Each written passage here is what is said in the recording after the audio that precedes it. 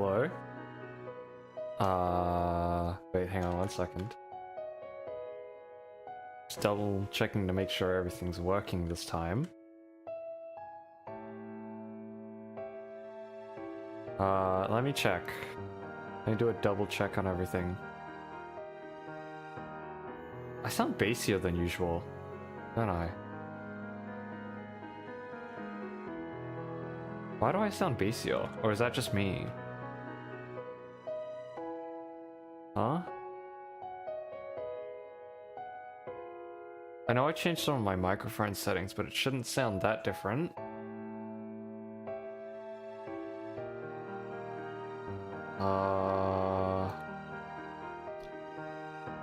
How's this? Oh, that'll do. Anyways, how are we going? How are we going, guys? Because, I feel like I've had a long day.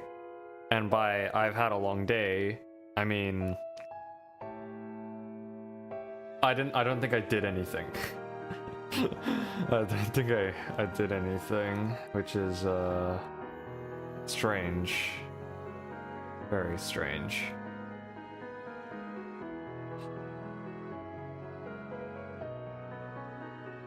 Yes, we are playing Absent in the Rain today. It is one of the games that's just been in my Steam library for like ages. It's just been sitting here for a very long time, and it's finally time that I crack this baby open and finally play it. I'm experimenting with a lot of new settings this stream, so hopefully a lot of the stuff that was happening in previous streams doesn't happen anymore. And at the very least, the stream quality should be a little better, at least visually. So, yeah. I did bump up the bitrate for the video, so that should be a little better. Because I've noticed that the bitrate on all the streams are terrible. Like, really terrible. So, this should be the firm fix. But I would assume that the stream would buffer a lot more often now. Not the greatest thing, but I'd rather a little better video than something you basically can't see. So yeah, I don't know what to expect from this game. I read the Steam page again, and apparently let me go to the store page one more time. Apparently, developers describe content including this game contains violent language and fictional nudity. So in case anything does happen, I have this. So, yeah, in case anything does happen, I've got this. The guys in my Discord server know what that is, but, yeah, in case anything terrible happens, I'm just gonna pop that, and I'm gonna... I have DVR off, right? Let me check. Yes, I do have it off. So, in the case of anything bad happening, I will literally just pop that and, what's it called? I will have to edit that out the VOD. But, that is the worst case scenario. From what I know, I should never have to use it. But, this is there if I ever need it. In case anything incredibly questionable shows up, I will, like, panic press that button. So, yeah. That's enough me explaining things and what's going on today. So, let's just hop in. Let's hop in. I'm terrified. Wait. Oh. I was hearing triple audio for some reason. No, I found out why. Alright, let's do this.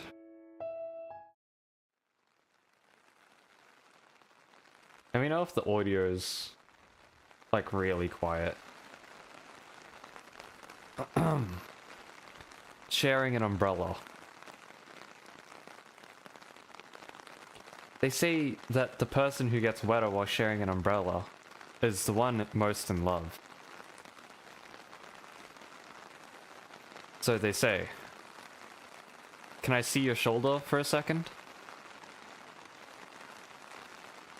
Do you realize that, as a human being, that's the worst thing you could have possibly said?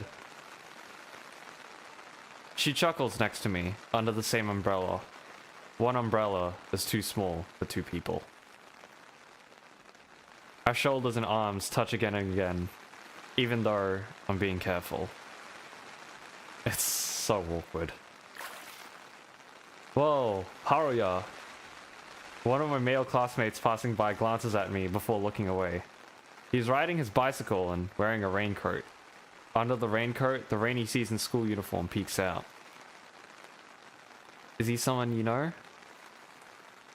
He's a classmate. Barely an acquaintance, really. Looking at the back, wearing the raincoat, she grins. That's just right. What is? There'll be rumors about us. What are you talking about? People also say that a rumor lasts 75 days. So they say. Yeah, and that's more than enough.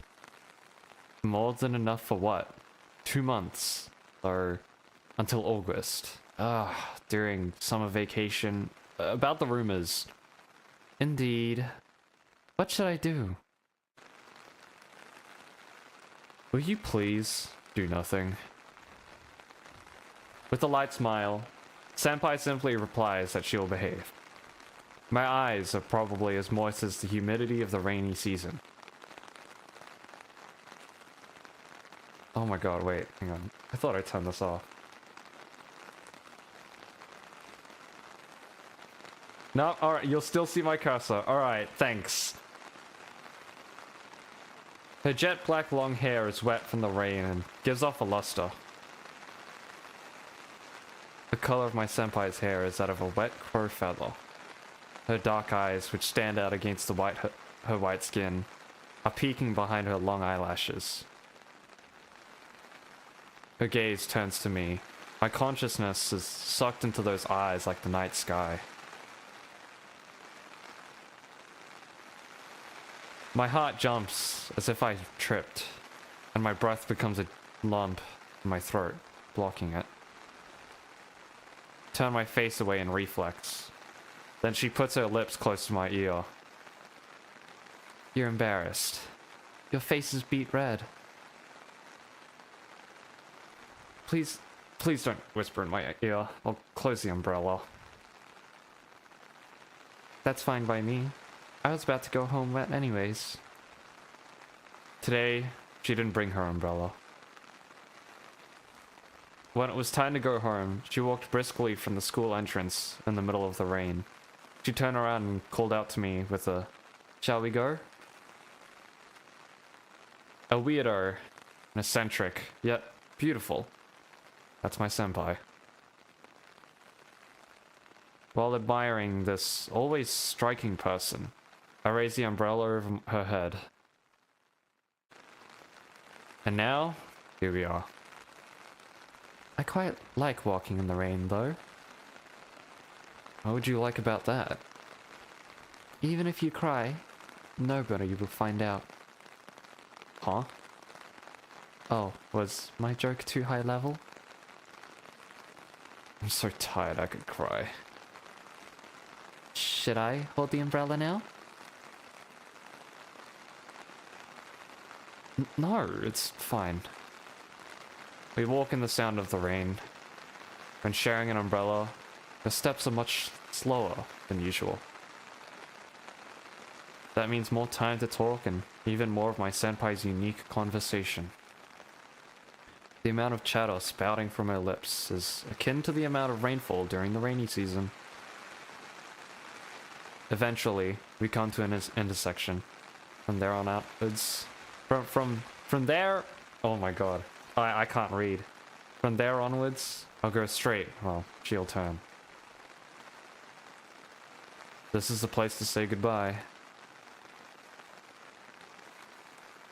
Thanks, Haruya-kun. We look at each other under the umbrella. For letting me under your umbrella. Thank you. I'll be fine from here. Will you walk by yourself? In this rain? She nods. Many thoughts come to mind. Senpai will get drenched. Wouldn't it be better if I accompany her halfway through? Even someone like her can get sick after walking under the rain. But if I suggest that, won't it be a nuisance for her?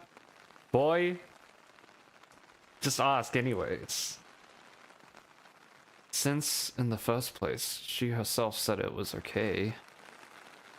Then, Haruya-kun, see you tomorrow. My voice is clogged. Before I realized, my mouth is moving on its own. Yeah, see you tomorrow. I let out a sigh, while looking at her back getting smaller in the distance. See you. While I was hesitating whether to speak up or not, I missed my timing and the moment flowed away. Whenever something like this happens, I'm left with a bad aftertaste. If she were to catch a cold because of this, I'm sure today's events would weigh on my conscience forever. My shirt is getting wet on the right shoulder. The moist feeling makes me return to reality. Before I get any wetter, I start heading back home, my guilt trailing behind me like a shadow. I can hear the sound of rain in the distance. While being alone under an umbrella is spacious, it feels somewhat empty. Hey. Way. Something's finally about to happen.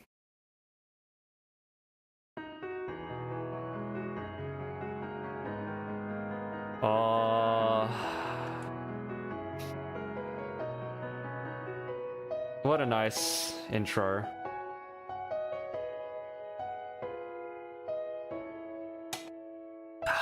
Tonight, it will rain.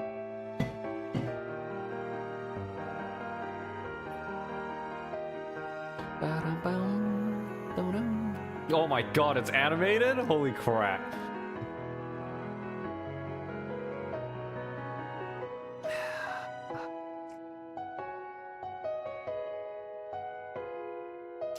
This is one hell of an intro, I will admit.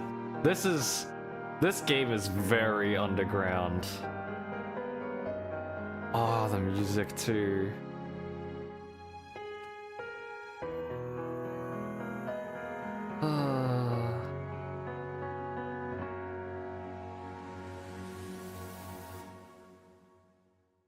Insane indeed. I like this a lot.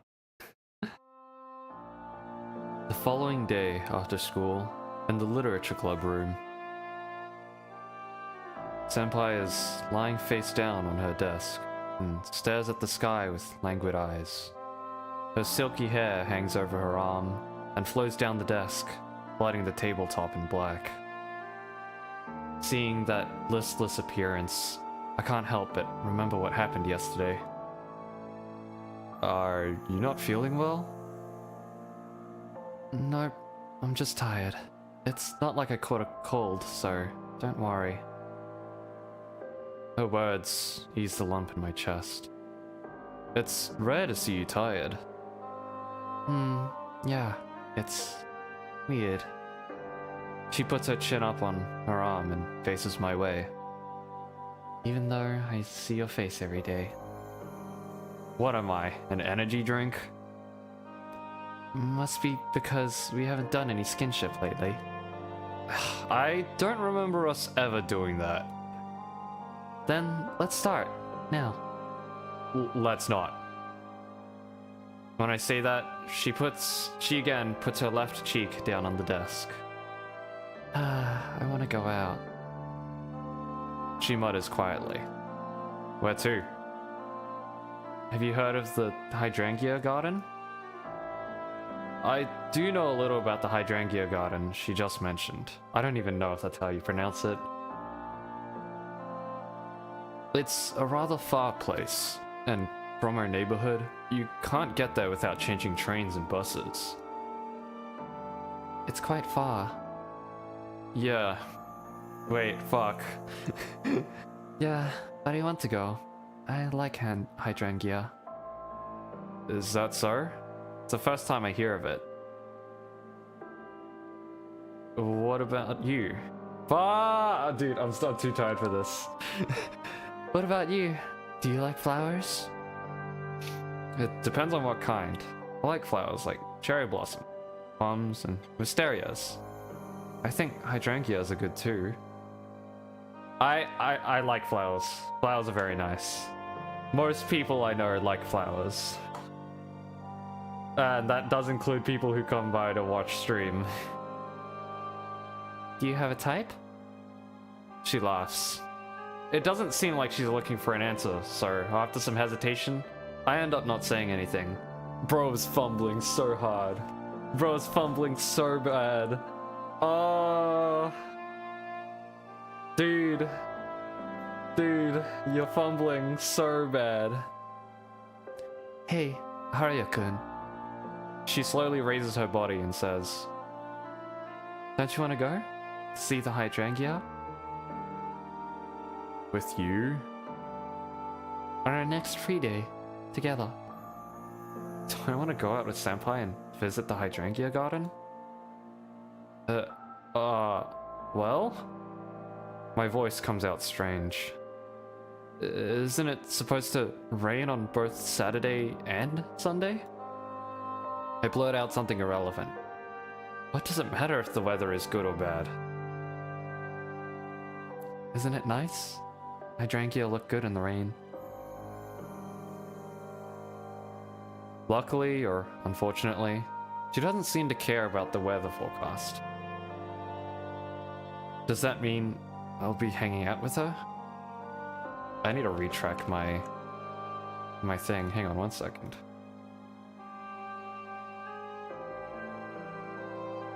There we go. Hydrangea are really cool under rain. You know, hang on. I'm gonna do something real quick.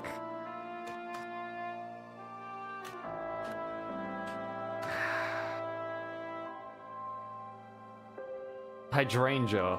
Is that how you pronounce it? I literally just had to search that up. Hydrangea, right? Yeah, hydrangea. Okay, I'm just gonna pronounce it hydrangea from now. It's gonna sound weird in my mouth, but like, apparently that's how you pronounce it. Does that mean I'll be hanging out with her? Yeah, but... yeah, I guess. People don't usually go out when it rains. Saying that, she rounds her back and buries her mouth in her arm. It's painful to see her so lonely and feel the need to say something. But I think it's fine. You think it's fine? Yeah, that even if it's raining. For real? Her face suddenly brightens, and I sense something has gone wrong. With my comment, I just meant that I think there's nothing wrong with going out in the rain, or something like that. She, however, seems to have taken it in a different context. I'm happy. I'm looking forward to it. Looking at her smiling face, I can't bring myself to correct the misunderstanding. Senpai. Yes? It's my fault for not making my reply clear, so I want to fix it.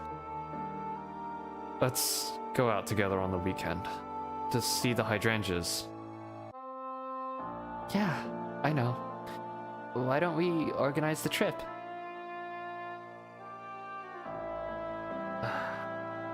And so, we start talking about our sightseeing plans.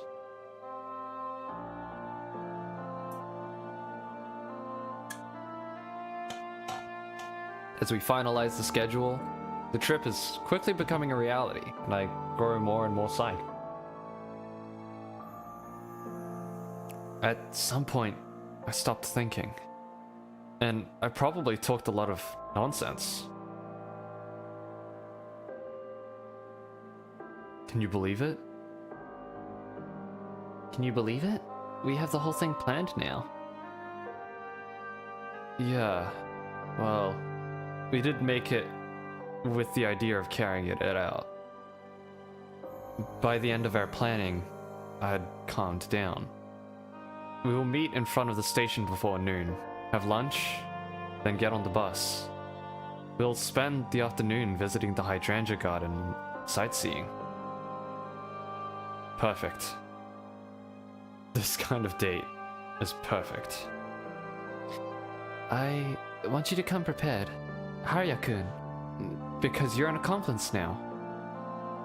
Actually, I want to bring up a certain topic, but it's difficult to do in front of her smile. I just want to make sure of one thing. Yes? What is it? She tilts her head, and I begin to talk as if pulling a string of memories out of my brain. It's about the hot topic of the last days. The serial murder case. Well... bruh. Her eyes widen at my words. A murder case has recently taken the world by storm. Incidents have occurred nationwide, and corpses left behind have been horribly disfigured. It's even said that parts of the bodies are often missing. The culprit hasn't been caught yet, and since the range of the crimes is all over the country, it's not possible to trace the culprit's footsteps. Yesterday, a corpse was discovered all the way north, and today, a new one has appeared at the far end of the south on the main island. Those mysterious incidents raise the possibility of multiple perpetrators. I just want to make sure. Right now, we can't say that it's absolutely safe, can we? But we're going anyways. At my words, a little groan comes out from the back of her throat. Then, she takes a long breath. If you want to say that we're being conceited or careless, you went wrong. But I think it's fine as long as we don't go out at night. In the first place, we're still attending school like usual. Alright. I just wanted confirmation. If you're worried, do you want to cancel? No. No. I shake my head. We've already planned everything. Right. Right. Yes, that's right. She laughs. She laughs and I smile. Suddenly, my smartphone vibrates in my pocket. When I take it out, I find that a classmate whom I talk to often has sent me a photo. Drawn on the blackboard, there's a doodle of a shared umbrella with a heart, and two names lined up under it. Haruya Shitaji and Yuki no Akabane. I don't even have the energy to reply, so I just sigh. Where on earth do I start correcting the rumor? But there are a few things about the image that strike me. One is the speed in which rumors spread. The second is that the symbol of a shared umbrella with the names of a man and a woman below is still deeply rooted in our modern society. And finally, it's the star quality of my senpai, whose name is known to even my classmates who don't know her personally. She has a kind of genius. What's wrong, Harya-kun? Why are you sighing? She had gotten up from her seat, and I was leaning against the window. And now, it's calling out to me with her usual faint smile. I close my phone and answer. I was thinking that I'll be hanging out with an amazing person. Amazing enough to make you sigh? You'll make me blush. She laughs. June, looking at the sky through the window of the cramped club room. It looks like it'll rain again. From now on, it's time to go around and look into clubs to all the new students. Along with the school broadcast, the students leave the classrooms and step into the hallways. The school is filled with voices, the flow of people, the voices of those recruiting new members. It's lively. For the time being, I've followed the crowd and escaped into the corridor. Would you like to try track and field? Are you interested in the drama club? There's no club activity in particular that I want to check out.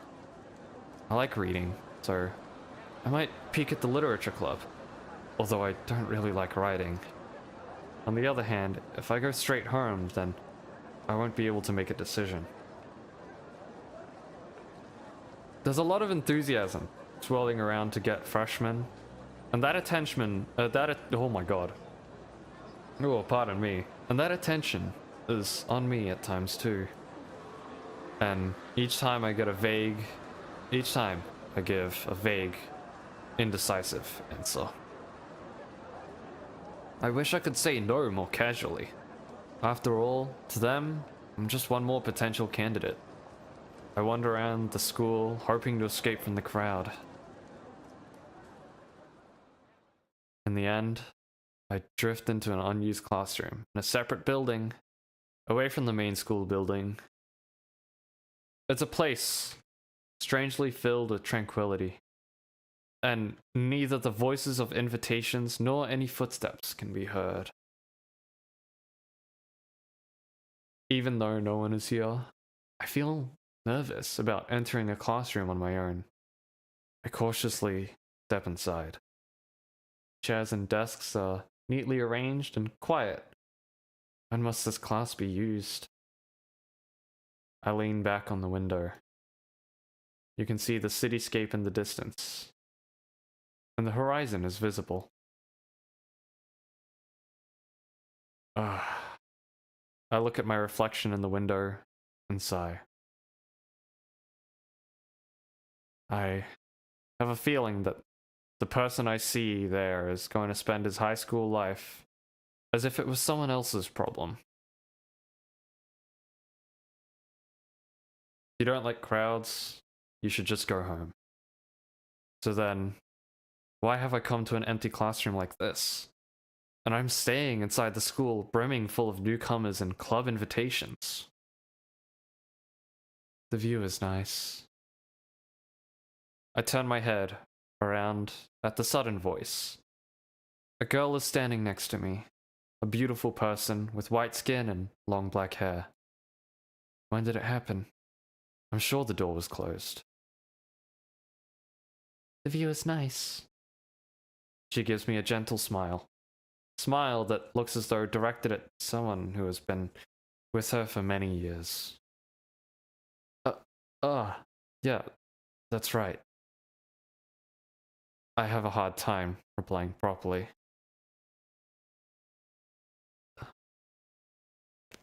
I wish I could talk more casually, but it's difficult for me. I think through before speaking. I also think a lot about the words I choose. Yes. However, the other person nods without caring about my stuttering. Very much so. Somehow, she seems like a unique person.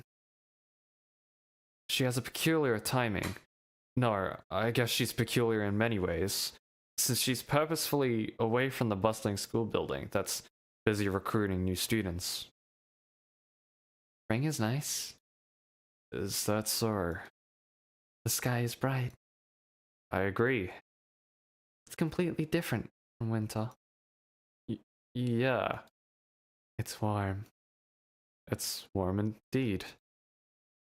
It's spring. What's with her? Is she equipped with an engine that keeps her talking endlessly? The air smells good in spring. Now that you mention it, is it the scent of flowers? For sure, the spring air smells sweet. Where does its scent come from? I want to open the window and try touching the spring air, but I look sideways and hesitate. I fear that if I open the window now, the conversation will go on eternally. I feel like I have to talk to this person forever. I'm not good at being involved with others. More than I can handle. Spring has come to this city. A new spring. Seems that she can keep going even if you leave her alone, whether you want it or not. Looking at the scenery, the city like this. While saying that, she leans her back against the window. Makes me feel like everywhere is a city. Right? Wait, I suddenly no longer follow. I don't understand, but that doesn't mean I don't share this feeling. It just means that I can't quite grasp what she's trying to say. I'm sorry. Could it be that I've been saying weird things all this time? When I'm at a loss for an answer, the other person laughs embarrassedly. No! Her expression was so lonely that I unintentionally raised my voice. Well, I mean, I think hard and finally squeeze out an answer. Looking at the scenery of the city makes me feel like everywhere is a city. I can easily find a reason to agree with her. Even if you look at the city, then everything is a city, but is that all? This seemingly meaningless conversation. Maybe there's something deeper in it. The city, no. There's a city wherever you go. Because a city is where people live. I don't know what to say, so even though I'm talking, I have no idea what I'm saying. I let my mouth move while my brain tries to keep up. If I stop now, I'll be in silence. Why am I even doing this? This is introvert talk. This is how introverts think. You know, you think really hard about what you want to say, and then you hesitate so much about saying it that you never end up saying it. And then when you talk, you just talk nonsense. This is introvert stuff. I know it. I talk to a lot of introverts. And once upon a time, I was an introvert too. And I still am.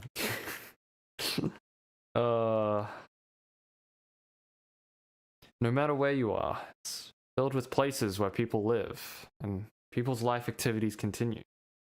I guess it's this kind of feeling, isn't it? Girl looks surprised at the answer I managed to work out. Then she laughs, and the tension I could feel from her is lifted. Yeah, you understand. That was the correct answer. Was it a quiz? Silence fills the classroom again. At least I managed to overcome the city situation, but what now? I look out the window again. Can't exactly leave just like that. Silence. I wish I could say something witty. Unfortunately, I'm no good at that sort of thing. In the silence, the other person also turns to face the window. She stretches out her arm in front of me and unlocks the window latch. The window is now open. The rushing wind ruffles the girl's hair. With her long hair blowing in the wind, she calls out to me. The wind is nice. Right. Here, the window. She smiles. You looked like you wanted me to open it. Why? Oops, that's the wrong button.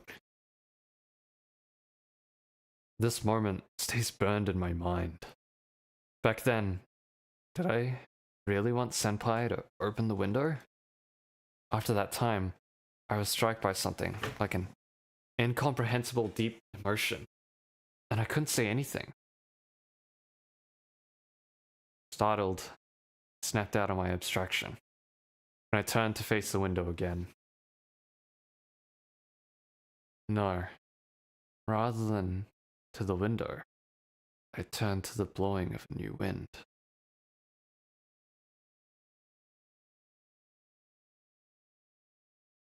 My name is Yukino Akabane. I'm a second-year student. What about you? I'm Haruya Shitaji, a freshman. I see. Haruya-kun, Yes. come with me. I follow behind the person whose name I didn't even know until a moment ago. We leave the classroom, pass through the crowds of the main school building, and arrive in front of a small classroom. Is this? All club activities are in full swing. I also have to fulfill my duties as a literature club member. She opens the door. The literature club room is so small it makes me think it's a storeroom or something. There's a large table in the center, and a girl who seems to be a senpai is sitting in the back. She has brown hair tied in two braids and wears glasses. Welcome back. I'm back, President. Looks like you harvested, as expected of Bane-chan. I'm more than happy to have met your expectations. Expectation. I didn't have any particular expectations of you, though. The club president laughs. Akabane senpai also laughs. The two girls seem to have a unique relationship. Want to take a seat? Alright. Your seat is across from mine. Yes. Thank you. You can open the club room freely. The club advisor and I have the key, so whenever you want to borrow it, it'll be quicker if you speak to the teacher in the staff room. Why are you talking on the premise that I'll join the club? Won't you? I sigh. In the seat directly across from Akabane senpai, I say, I think I will join. That makes me happy. She laughs, and I smile. Senpai smile. And then she looks out the window. Spring really is nice, after all. She seems to be having fun and looks like someone reliable. This person will take me somewhere far away. That's what I felt. On that day, three of us looked at the clear sky and the scenery outside.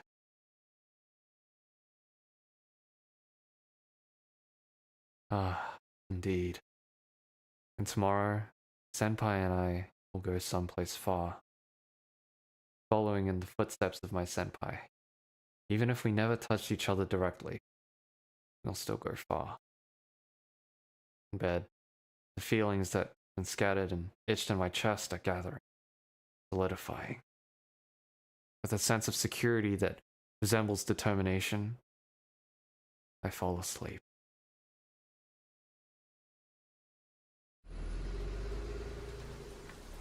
It's strange. What is? Doesn't the scenery you see from the bus window look completely different from usual? Look at the city, too. A rainy city blows outside the windows. He's looking deeply at the window, dripping with water from the water of the bus. The fact that you came in uniform is more strange to me than anything else. it's amazing that she's wearing her school uniform, even though it's the weekend. I've heard rumors that some people even spend their holidays in uniform, but never thought I'd see it up close. I like uniforms. You do? Yeah. Don't you feel it's out of the ordinary? I think I kinda understand, but we wear uniforms at school, which takes up most of our daily life. So if that isn't ordinary, then do you consider the weekend to be the actual ordinary time? Look, Harya-kun, there are lots of people lined up over there. Good excuse not to draw another fit? It is. It is. It is a good excuse not to draw another outfit. But I think they do so anyways. What a... 1 second.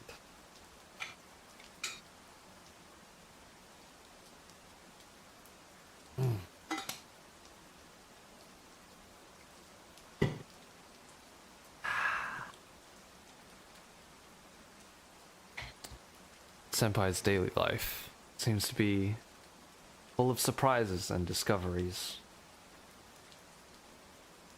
1 second.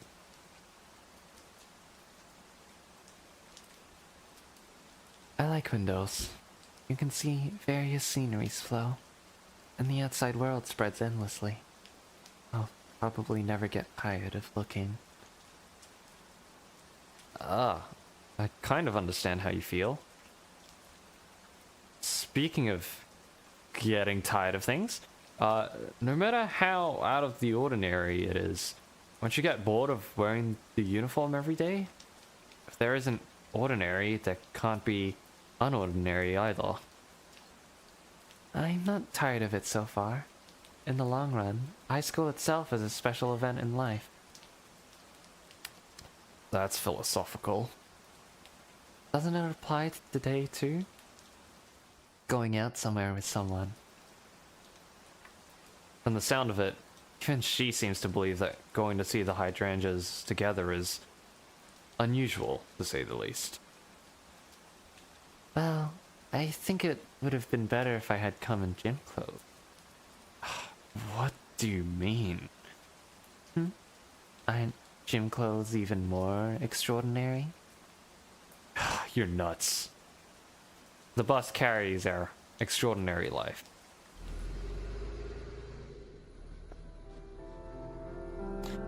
She's walking in front of me, spinning and popping. The hem of her skirt and her black hair dancing under the red umbrella, surrounded by blue, purple, and pink hydrangeas. She's innocently playing around. Why do humans only have eyes in front? I want to keep everything in sight, but just can't.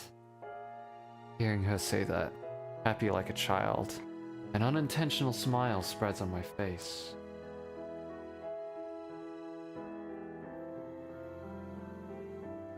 That would be a bit... no, quite difficult to achieve. Having said that, I'm also excited about the hydrangea garden. The hydrangeas grow as far as the sea. Combined with the drizzle, it feels as if we're walking in another world, isolated from anywhere else on Earth. Lovely. It really is fantastic. The hydrangeas are blooming everywhere, enveloping me. The road continues beyond the fog, and you're here. Me? Yes. She suddenly stops spinning.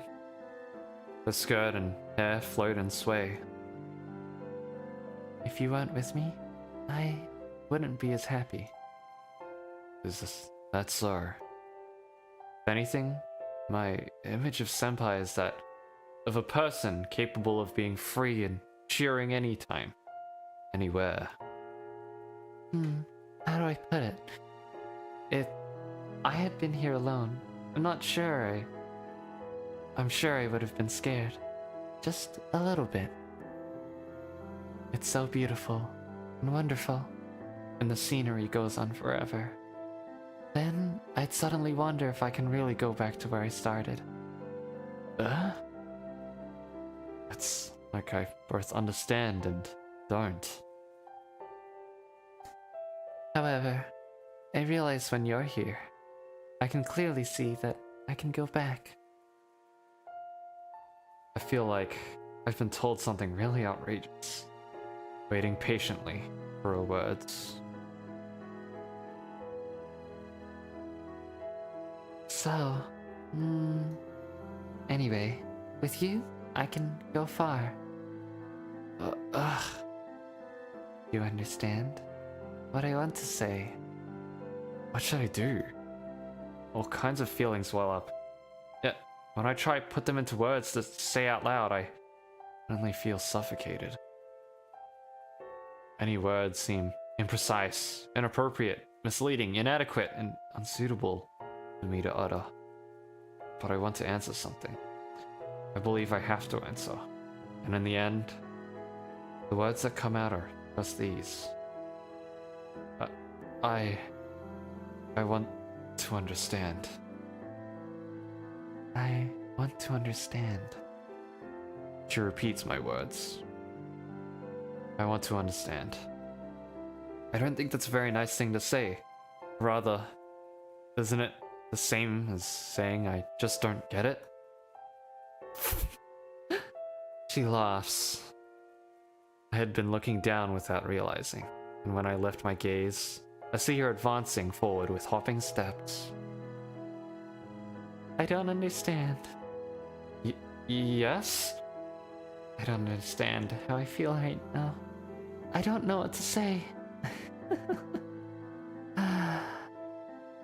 Saying that while laughing, she moves further and further away. I don't get it. I don't understand, but she seems happy. Actually, senpai. That being said, all her hopping around is dangerous, so I call out to her from afar. Watch your step. Huh? What did just happen? I don't know. I had to say it. Looked like a mass of shadows. Something popped out of the ground. Snatched something from Senpai's hand and disappeared into the ground again. Her red umbrella fell and bounced on the road full of hydrangea, and her body collapsed. The rain soaked dirt ground. Senpai?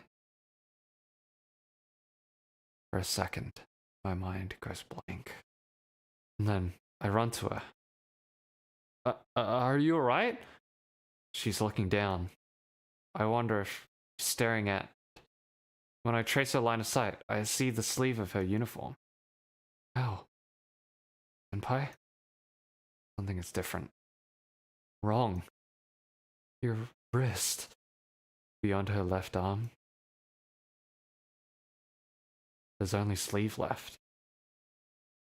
Torn sleeve. The uniform stretches out like an empty bag and hangs over the ground.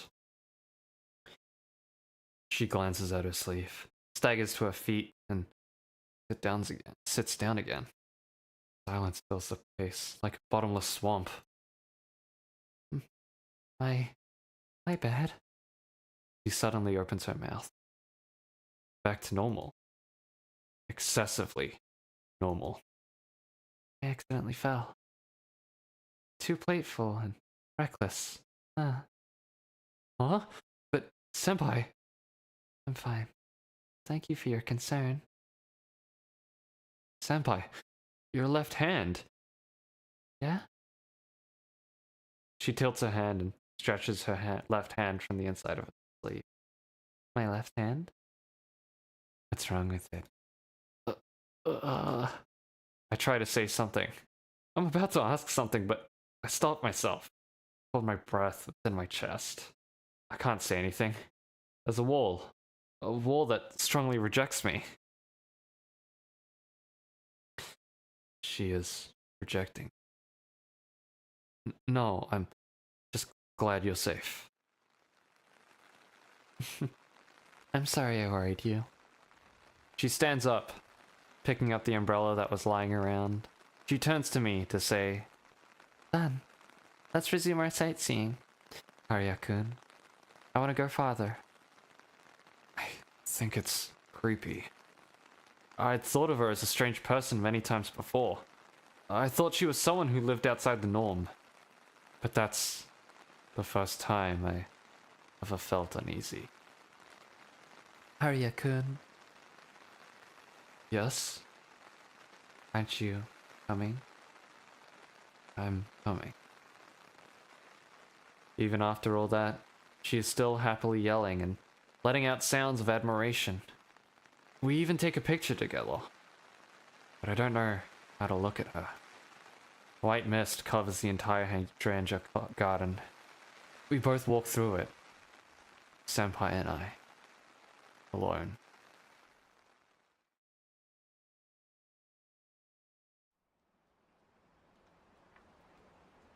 The following day after school, in the literature club room. I'm watching alone in the club room, but there's no sign of Senpai coming. The small room is filled with suffocating silence, and the sound of the rain falling outside can be heard. Strangely loud. A grey sky peeks through the window. It's the first time she hasn't come to club activity. The literature club is laid back. Rather than a club activity, it'd be more correct to call it an after-school hangout. And that's exactly why I'm worried about her. I wonder if she's come to school. I'm worried, but I don't know what to do. Even if I asked if her body is okay, she'd act like as if nothing had happened. I wouldn't be able to say anything else. Frustration builds up and turns into irritation. All I can think of is Senpai, and that shadow that caught my eye. This shadow that jumped out of the ground and probably ripped off her wrist before disappearing into the ground again. Just what was that thing? And why would she try to keep its existence hidden? Did I also act like I saw nothing? My head rummages through my memories, pulls out the nationwide serial murder case. On the news, the number of casualties had increased one by one again. Naturally, connect the two incidents in my head. Isn't the shadow the one attacking people all over the country, and not an ordinary murderer? If that were the case, it would explain why it has been so difficult to track down the criminal, as well as why the crimes are so spread across the country. That could explain it. Is it possible? What was that shadow in the first place? Was it really there? Maybe what she said about tripping is true, and the shadow had been a product of my imagination. It's too confusing. Any speculation is like trying to grasp the sky. The only thing I can be sure of is that if we're in a dangerously suspicious and mysterious situation, there's no point thinking about it. I leave the club room. I take out my smartphone from my pocket to see the time, but there's no news from Senpai.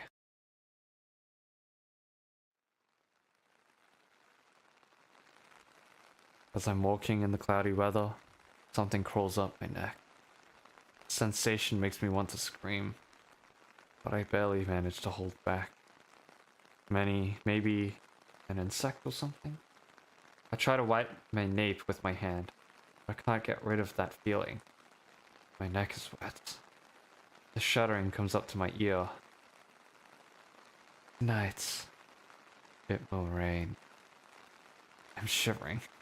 Voice that sounds like it's coming from the depths of the earth, making my eardrums vibrate.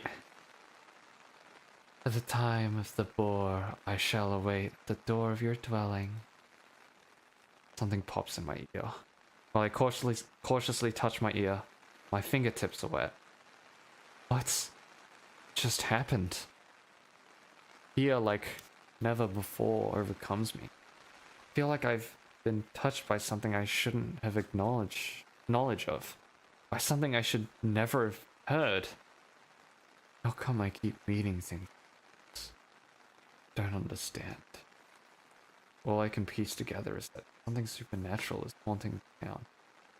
And it seems to be trying to get in touch with me. I'm caught in something. The fact that Senpai was attacked yesterday must be part of that. With uneasiness in my heart, I walk back home with heavy step. Tonight, it will rain. It's pouring, just as the voice whispered in the daytime. At the time of the boar, I shall await the door of your dwelling. Time of the boar. When I looked up, it was from 10 p.m. to midnight. Time is close. Sit at the front door, waiting for the time to come.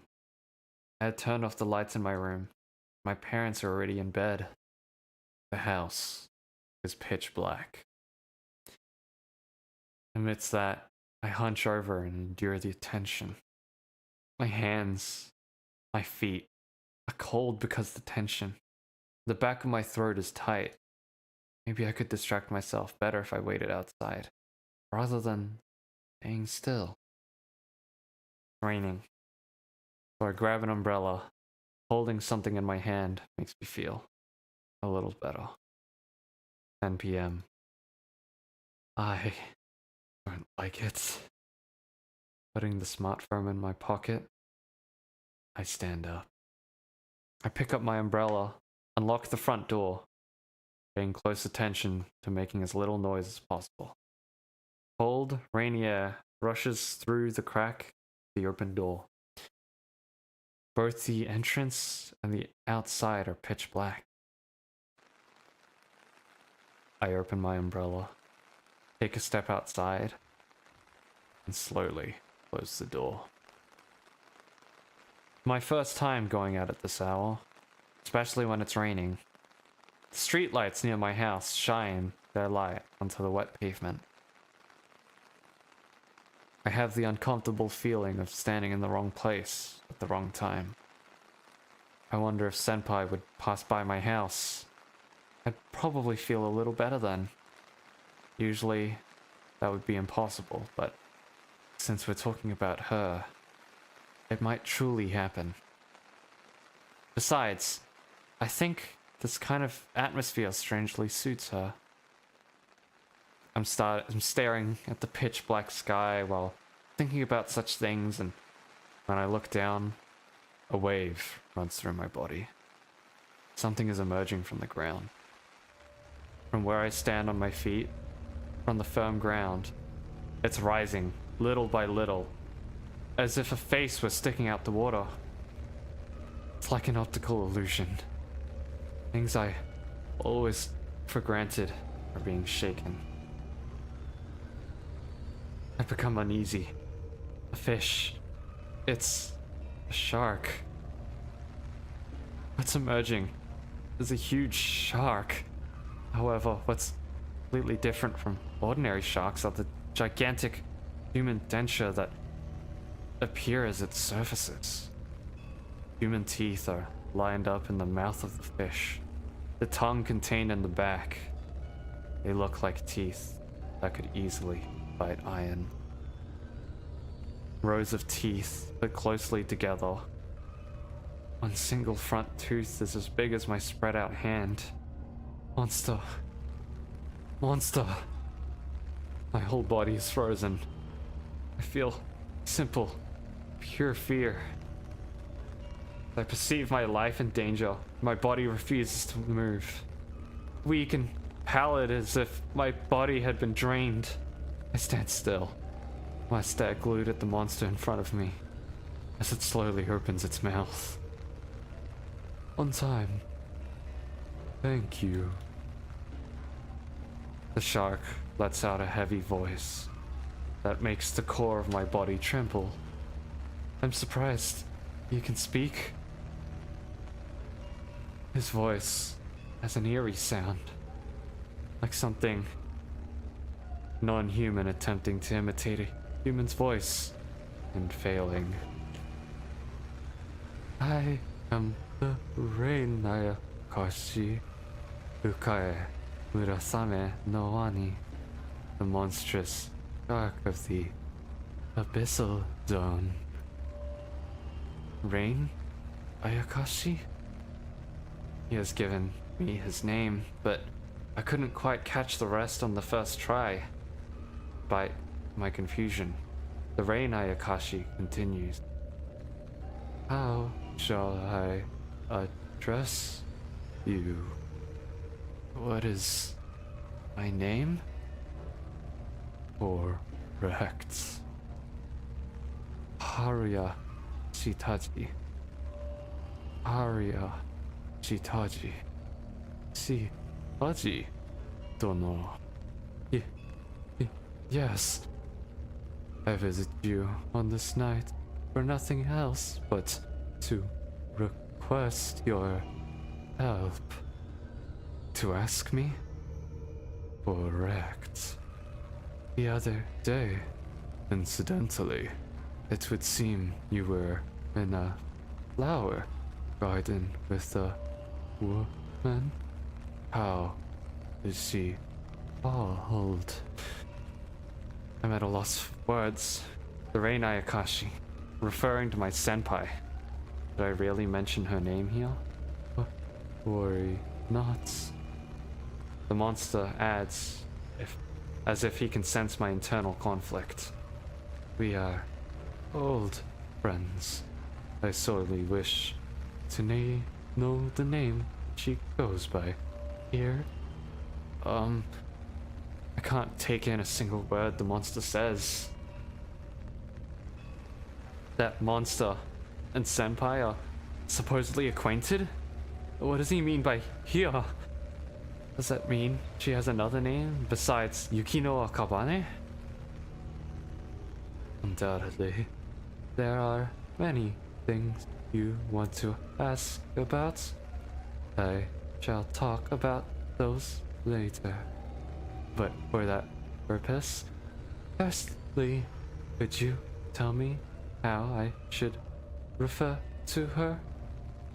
I feel that the shark monster's tones have softened ever so slightly. For the time being, I decide to follow what he says. To begin with, I'm not a brave enough person who could go against such an opponent head-on. Yukino Akabane, that's her name. Yukino Akabane? He. The Rain Ayakashi repeats the name several times and nods. Have you been with Yukino Akabane for a long time? No, since last spring. But you seem to get along very well. I don't know. Maybe so. Such an ambiguous way of declaring so. Is it because of Yukino Akabane's behavior that you are making your words so vague? I can't say for sure that's not the case. It seems to be a relationship that cannot be easily explained. Is this being prying into my private life? I feel a little annoyed, but I can't really say anything back because the other party is, well, a huge shock. Pathetic. What kind of person does Yukino Akabane appear to be in your eyes? In a word, she's a weirdo. She's an unpredictable person who is always full of energy and tries to get closer to other people. Yes, that's it. She seems like she's starving to interact with other people. I'd say this is the kind of person she is. I see. Yes, I see. I see. Humans may look strange in her eyes. What do you mean? I shall be forthright. The air is tense. Firstly, Yukino Akabane is not human. Huh? Neither she nor I live in this world. We are foreigners who came here from another world. We are Ayakashi. We are neither humans nor birds or beasts, neither flowers nor fish. Oh.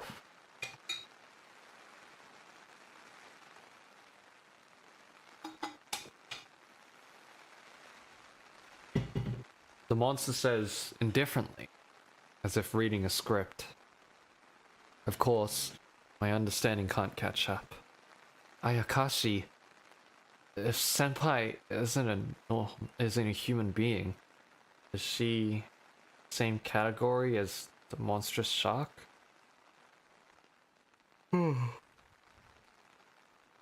Of course, you, as a human, find it hard to believe. However, the fact that I am in front of you like this is the best proof that my story has no hoax. Just as the Rain Ayakashi says, it's hit the nail on the head, but I cannot easily accept it. On the other words, the reason why Yukino Akabane wants to close the distance with you isn't because she wants to observe in more detail the strange human beings she mingles with.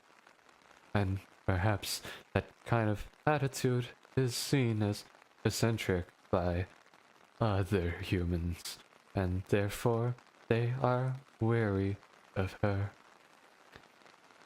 The monster's speculation about Senpai's position is mostly correct.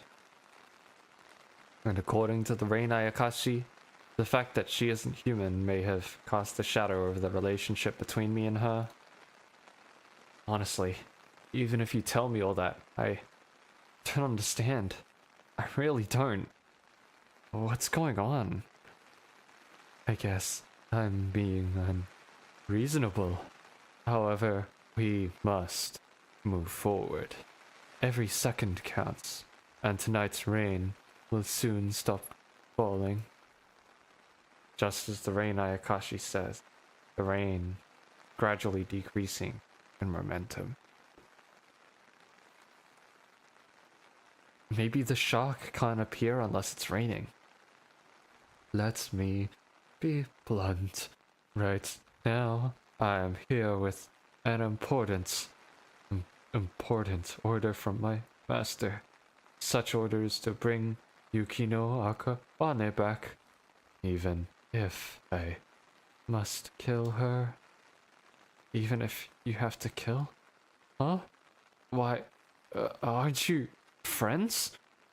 It would seem that a murder case has recently been making headlines in this country. I suddenly remember the serial murder case. Before we went out to the hydrangea garden, we talked about that incident. What about... No.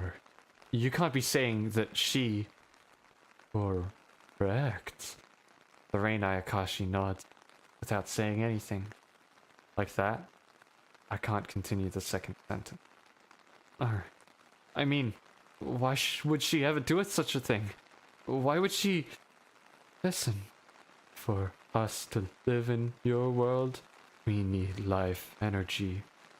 To us, it's like the air that fills your lungs whenever you dive into water. Yukino Akabane is no longer has the energy needed to sustain the diving. Originally, she should have already turned to our world, but she stubbornly refuses to go back. You don't want to go back to land, but you're almost out of breath in that situation. What would you do? Surface the air before diving again? Correct. She attacks and eats humans to use them as energy to live here. Is her tyranny not too extreme? She really attacking people and devouring them to death? No. No! That's not possible. Right now, Yuki no Akabane is harming the world out of resentment. I cannot forgive such an extreme display of wickedness and violence. Therefore, we are trying to subjugate her in order to maintain the peace and order in both worlds. Wait, do you have any proof about Senpai killing people? It's a pity I cannot demonstrate it to you. I should have shown you how I cut off Yukino's hands in the flower garden. That time, was it something he did so I would see? There was one more victim that night. That's what Yukino did to restore her health. Think about it. Running around the country, killing arbitrarily and still not getting caught. It's unmanageable feats for a human. Is that not so? That's right, but recently she seems to be exhausted. Isn't Yukino showing signs of being tired? Just as the Rain Ayakashi says. I'm speechless. Half of myself is in agreement, while the other half doesn't want to admit it. Therefore, I was dispatched from my original world to take on the task of subjugating Yukino Akabane, and now I have a favor to ask for you. Will you lure Yukino Akabane out? Me? Are you asking me to cooperate? Correct. I want you to bring Yukino Akabane to a specified place at a specified time. She trusts you and therefore wouldn't be wary if it were your invitation. But that's... The rain is stopping. The Rain Ayakashi looked up at the sky and muttered, I must go. Aren't you being too one-sided here? You must tell nobody. I shall let you know in advance that I possess a keen sense of smell, and I loathe the smell of flies. In other words, if you talk about it, I will know immediately. More of a threat than a warning. On the morrow at night, it will rain again. I shall listen to your reply at the time. I would like you to fully consider it until then.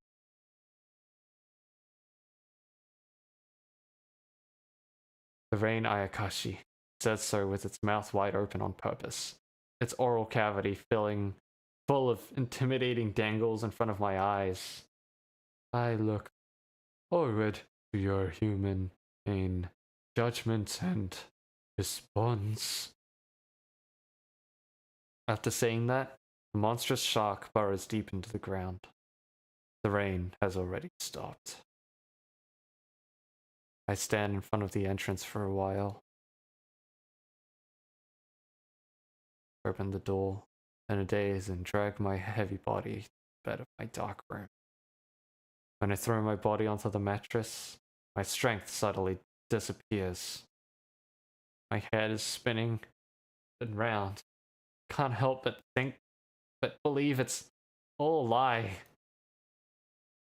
I really have to give an answer to that monster's question by the following night when I can hardly process tonight's defense as reality?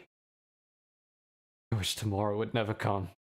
I close my eyes, frantically push the hopeless thoughts out of my mind.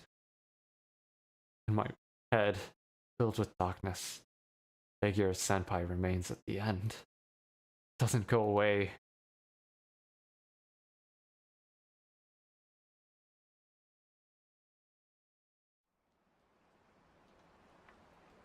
Oh, goodness me. Oh, God, I'm feeling lightheaded now because of that. Oh my goodness, I'm not even like halfway done. 1 second, let me take off my headphones. Oh, jeez. Oh. So, let me get this straight. Yukino senpai is an Ayakashi. And Ayakashi is like a type of yokai. Like, I think... how's it written? How's Ayakashi written? Well, actually, if I just search it up, I'll get the definition of it. Ayakashi yokai appear above the surface of a body of water. Okay, so they're water yokai. Which makes sense for them to appear and be more powerful when it rains. So, Yukino senpai has presumably lived among human society for a while. But she's an Ayakashi. So, she's killing people. Oh god. Okay, so she's killing people to satiate her hunger, so she can stay in the human world. And the shark, a different Ayakashi, is asking me to stop her or bring her back. I imagine I will have to make the decision of whether or not I will work with the shark, but that's what I've got so far. But right now, I need to stand up and stretch right now. Let me do that. So I'll be back in a moment. Yeah, I'll be back in a moment. I'll be just a second.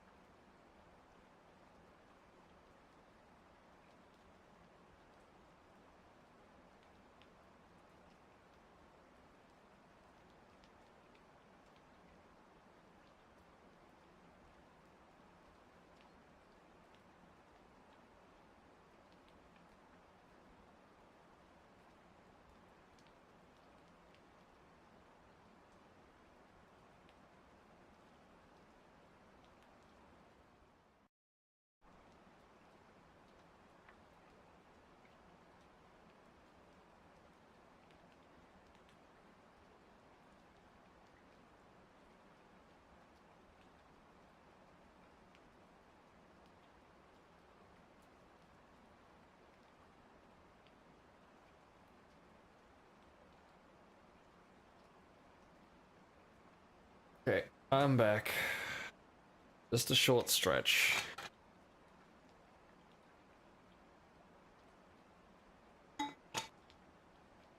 Make sure you guys take a ample amount of time to stretch as well. Get some water. You know, maybe grab something to eat. Use the bathroom. I don't know. Wash your face. All sorts of stuff. Okay. Back to it. The following day, after the school, in the literature club room, I throw my bag. I throw my bag on the desk and put my face down. I attend school as usual, but I couldn't focus. I managed to somehow make it through.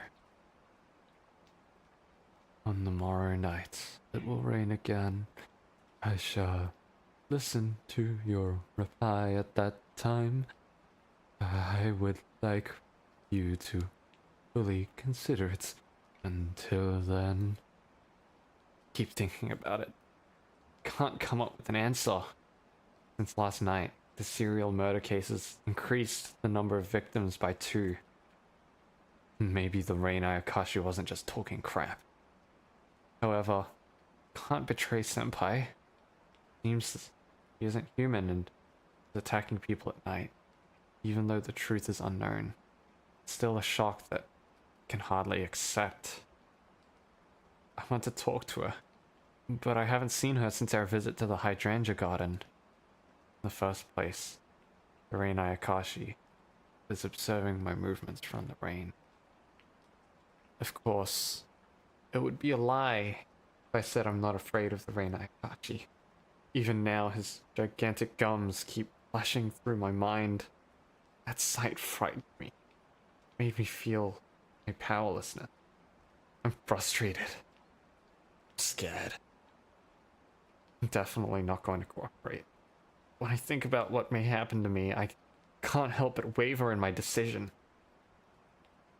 My mind is in chaos. Can't think clearly. What should I do? Shitaji-kun is dead. Sudden sound of the door, followed by a voice I hadn't heard in a while, makes me turn around. Hi there. Hello, Presidents. Been a while. Right. And how have you been? I've been okay. Your complexion tells me you're lying. The club president. She's as detached as always. Do you have something to do here? Sure do. I want to borrow some books. There's a bookshelf in the corner of the literature club room. The club magazine is there, and the books borrowed in by the club members are lined up so that anyone can read them freely. You came solo today? Yes. Senpai isn't here yet. How unusual. She's always the first to arrive. Maybe she's busy today. I wonder. Seems like she didn't come to school yesterday. Oh? Earth-shattering. Even though she's the very picture of good health. A picture equipped with a perpetual motion engine. Well, Senpai is always fine though. She's not just fine. She's beyond admirable. She's like a monster. The president suddenly stops digging through the bookshelf. She tilts her head and looks up at the ceiling for a second. Then she turns to face me and says, 80% of the time, mindless talk is what digs one's grave. You really dug yourself into a hole. I shot myself in the bed I made, and now must lie on my foot. Wait, that's not how those idioms go. The president nods. Then she starts rummaging through the bookshelves again. Can't quite figure out what she's nodding to, but something suddenly bothers me, so I ask her. Come to think of it, both you and Yukino-senpai have written for the club magazine before. That's taboo. Reading the club magazine inside the club room is forbidden. This is a pact among the members of the literature club to maintain our mutual mental well-being. It can save lives. Your life, for example? My life, for example. I see. I better not touch it now. Taji-kun, you should also be prepared. The fate of writing in the club magazine is equal for everyone. Such is a cruel thing. I see. After stuffing several books into her bag, she stands up and stretches. Are you going home? Yes, I am done with what I had came for. Good work today. When I stopped her, who was already heading towards the door, she turns around. I wonder if it would be strange to ask such a question out of the blue, but since I already called out to her, I can't withdraw now. President, do you know why Yukino-senpai joined the literature club? I was never made privy to such information. Oh, so you don't know. I'm surprised by her answer. In addition to the particular wording, I'm taken aback because she doesn't seem to know a lot about Senpai. Did you think I knew? She asks as if she read through my mind. I'm unable to read the emotions of the eyes peeking behind the glasses. Weren't you also in this club with Yukino-senpai last year? That's why I thought you would know. At my words, she brushes her bangs and sighs. She seems hesitant for a breath, but apparently decides to reply. I'm not interested in knowing such a thing, or I pretend I'm not. Huh? If you're interested in someone, that means you want to get involved with said person, right? I'm tired of doing that, so I abandoned that fight. There's no profit, but also no losses. I don't want to bet on anything. I had no idea she felt that way. This girl, she seems very similar to me. Ane-chan is amazing. It's like her chips flow out endlessly. Even when she loses, the holes get filled again. Maybe that's how you eventually become rich. That's what it means, being worthy of respect. I understand what the president is trying to say, but is it really true? I'm sorry. Could it be that I've been saying weird things this whole time? Is Senpai really as invincible as the president says? Even if it's eventually filled, isn't a hole still a hole?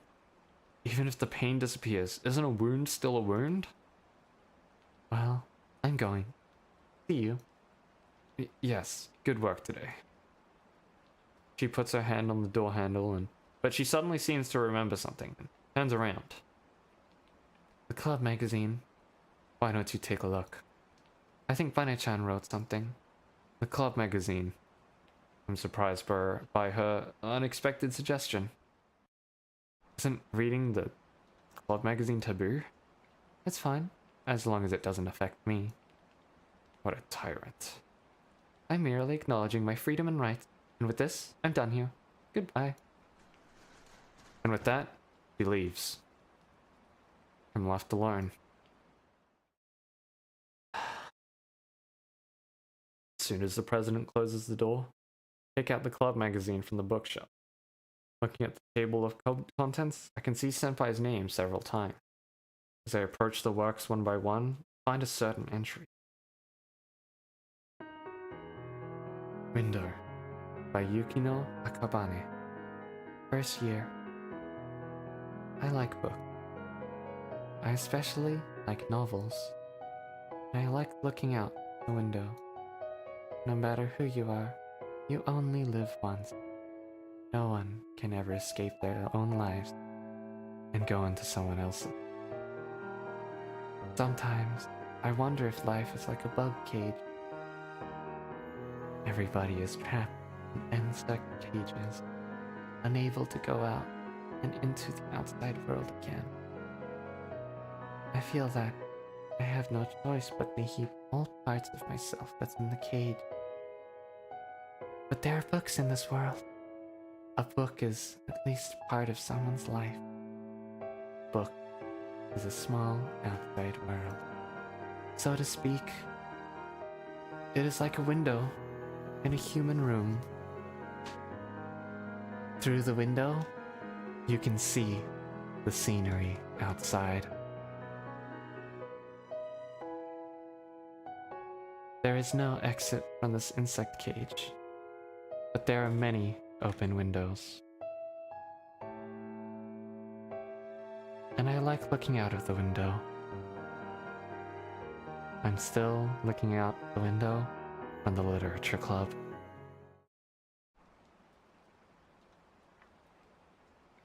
I'm dazed.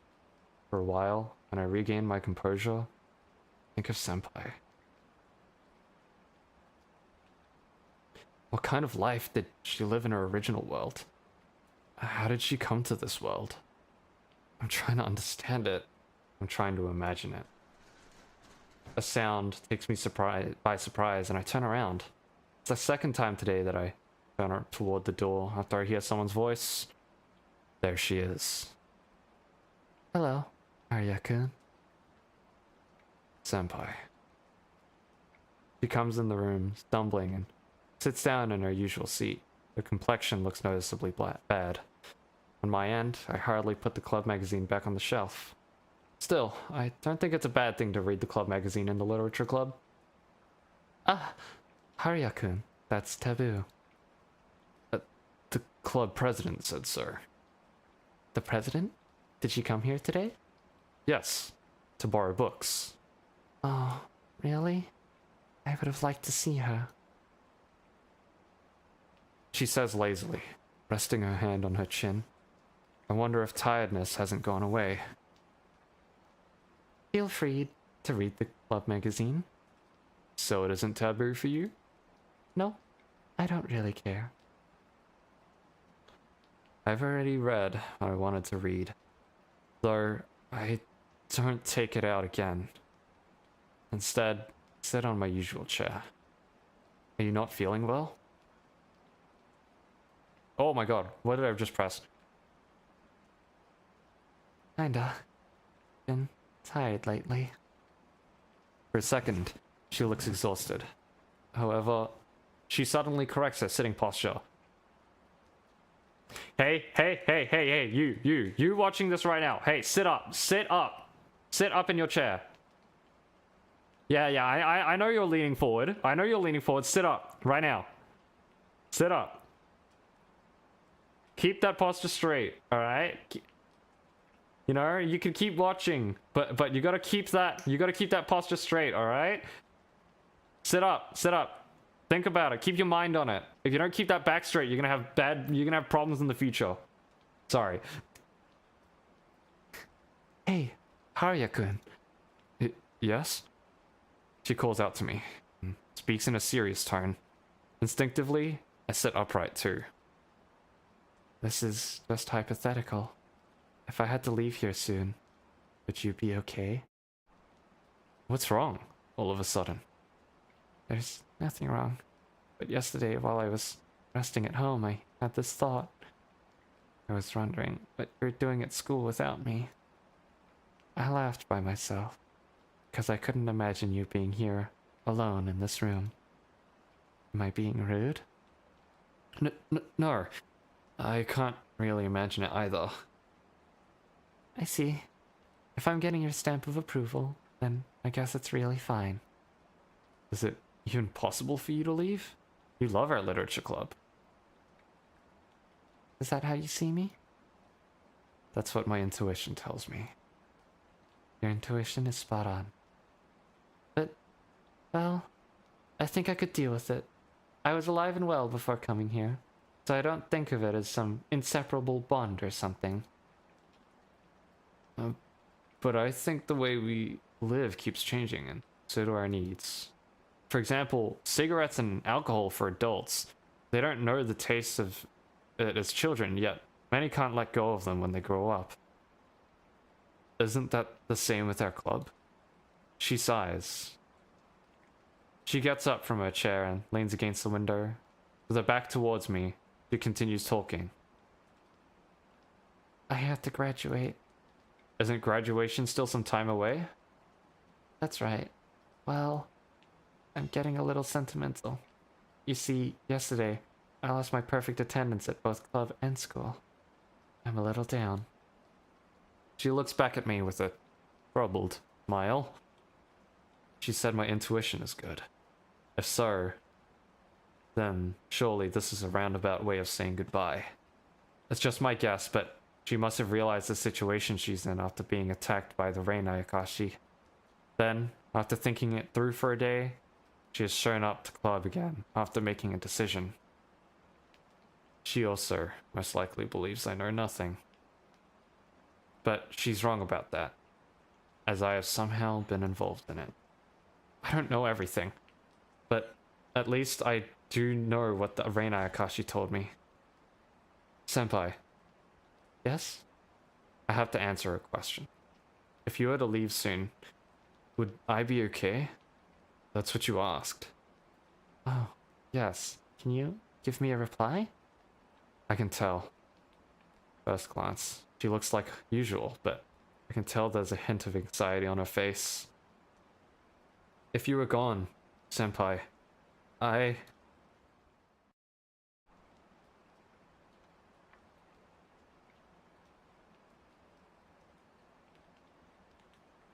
don't want that. Even if it were to kill me. Just thinking about it is painful. I don't like it. I'm sorry for making things difficult, but if you're going to disappear after graduating anyways, I may as well have said it. It might be unsightly. It might be pathetic. But that's my honest answer. At least in this situation, I won't be able to say I couldn't express my real feelings. Even if I'm unskillful, I don't care. I'll say it, even if clumsily. That's why I don't want that. Even if it were to kill me. If I don't speak up now, I know I'll regret it for the rest of my life. She widens her eyes. Is this answer really that surprising? There was a stunned silence for a while. Whether it was due to a loss of words, confusion. After a few moments of silence, as if time had stopped, he asks me back. Even if you were to die? Even if I were to die. You know what you're saying? I think those words carry a lot of weight. To me, this isn't something you can just say because you got carried away by the moment. But I do mean it. My life is centered around school. My daily life and my relationships revolve around school. I think everyone else is like that during school. That's why club activities are the center of my school life. If I come to school every day for club activities and to skip class, and for me, the center of the club is senpai. I come to the club room every day to see you. My heart shrinks. I feel like I just said something so important. Now that I've put it into words, it's irreversible. Shaking the very foundation of who I've been until now. This thought suddenly comes to my heart, and I can't continue my words. The sound of rain echoes in my ears. I've suddenly forgotten how to breathe. Can't look at her face. And instead, drop my eyes at her school shoes. Got it. I look up at her voice. She's looking straight at me, with dark, deep, unfathomable eyes. Thanks, Arya-kun. I understand how you feel. It's alright if you die, right? A note of caution. I nod. I don't know what comes next. I hate the future. The amount of time spent in my high school may seem small when compared to my life as a whole. However, I'm living as a high school student right now. For me, the present is everything. The club room with senpai is the center of my world. I don't care if I'm called abnormal or immature. Will I ever be able to find something in my life that I feel I can give my all to? Will I be able to do that as an adult? Do such things exist in everybody's life? I just nod. I look in her eyes. I nod. Yes, yes, yes. At first, now it's mysteriously, but her movements become gradually lighter, as if she had been possessed, and the curse has been finally lifted. Her mouth relaxes. After returning to normal, she asks, Say, there's something that worries me a little. Huh? Arya-kun, you said you don't want me to suddenly disappear, but I never mentioned disappearing. I'm just saying that I have to graduate someday too. Are you misunderstanding something? Or did you think I was implying that I'm transferring to another school? A smile appears on her lips. I don't know what she's thinking, but I can tell she's trying to find out how much I know. I thought you would disappear because it's raining. What's up with that? That makes no sense. Are you malfunctioning or something? Come on now. I'm just imitating your usual behavior. How rude. She must have already figured it out. In order not to be caught by the Reina Akashi, you must slip hidden meanings into her everyday conversation. A code. A metaphor. It very much feels like a literature club thing to do. Looks like it's going to rain tonight. What a problem. You only say that because you know me well. Well, a little. Can't imitate someone you don't know. She nods and huffs. Can I call you tonight? Sure. Let's talk about the future. She looks at the rain through the window. I don't know what will happen from now on, but right now, I'm happy. Arya-kun, Yes? do you like the rain? I hate the I thought so. dark clouds fill the sky far into the distance.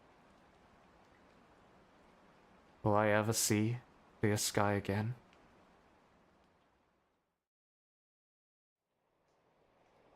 Rain. Darkness. The time is 10 p.m. Exactly 1 hour before the time set by the Rain Ayakashi. With my smartphone in hand, I lean my elbows against the desk, and I fret over the situation. Can't think this clearly. Very nervous, waiting for a call. I can't do anything. I'm worried about her, but I can't go check because the Rain Ayakashi would surely notice something. What are you planning, senpai? An incoming call. My body jumps up. Hello? Arya-kun, it's me. How are you holding up? I mean, didn't we meet in the club room just a few hours ago? Well, people change. In such a short time? That's right. People's hearts are freckle, right? Not knowing how to start correcting her, I remain silent. She continues. Starting now, I'll show you proof. Arya-kun, can you look at the sky?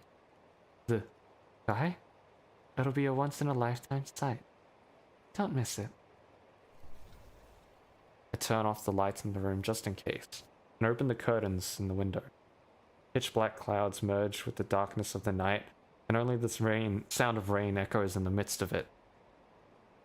Are you ready? Yes, but what's going on?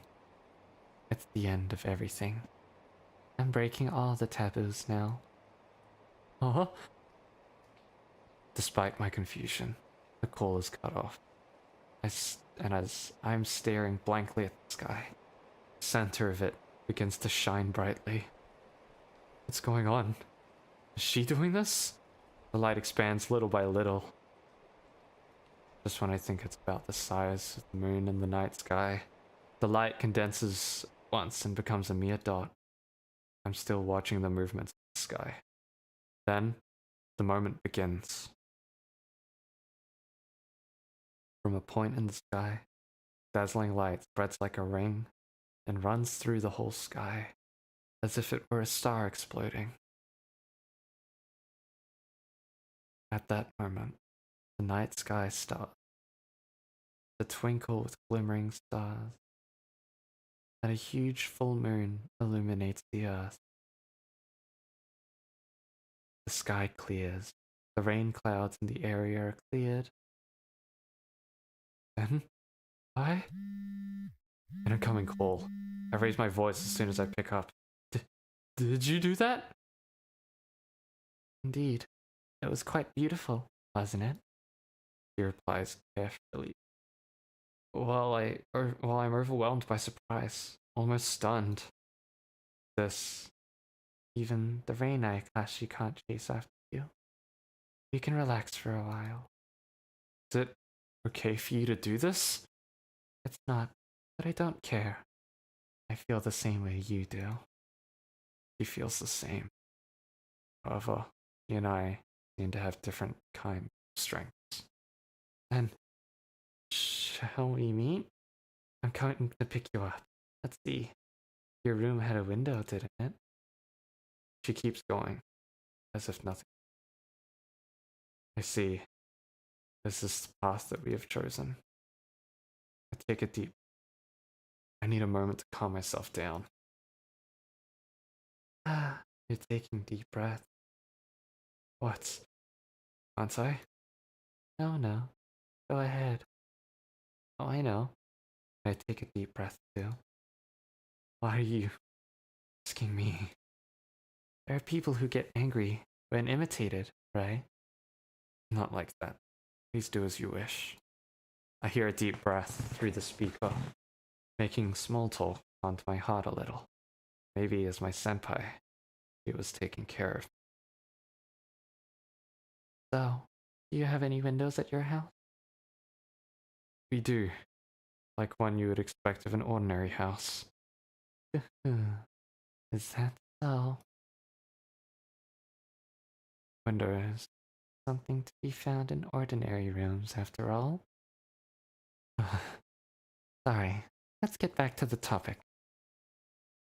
I'll head to your house and knock on your room window. Then I will wait in front of the entrance. So please come see me when you're ready. Got it. Please close the curtain. I need to mentally prepare. I like it. Coming closer one step at a time, giving each other time. Isn't that the great idea? I can hear her take a breath. Then she says in a faintly trembling voice, I'll come in my true form. Don't be surprised. For some reason, those words make my heart beat fast. I also take a deep breath and reply, Yes, I'll be waiting. Then I'll be here right away. I hang up, stand by the window and close the curtains again. Though the gap can peep the night spreading far beyond the window. It's far wide. Like we agreed. I soon heard knocking on the window. I opened the curtains, but no one's outside.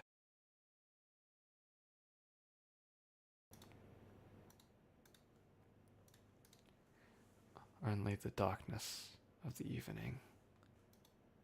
I take a deep breath. Feelings of tension and exhilaration build up. The area around the pit of my stomach seems close to bursting. This is the same feeling as I had when heading to the meeting place on the day we went to the hydrangea garden. I open the door of the room, stand in front of the mirror, wondering what to do with my belongings. Do I need a wallet in this case? I'm rushing and end up leaving the room with nothing. I think it's the most appropriate. I quietly pass through the dark corridor and carefully descend the stairs, standing in front of the entrance door. I take a deep breath.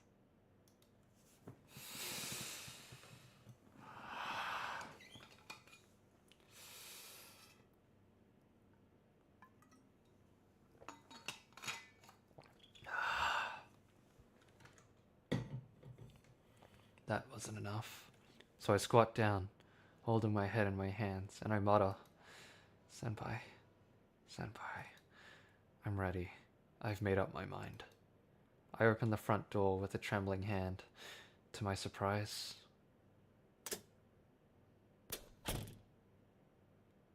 Senpai?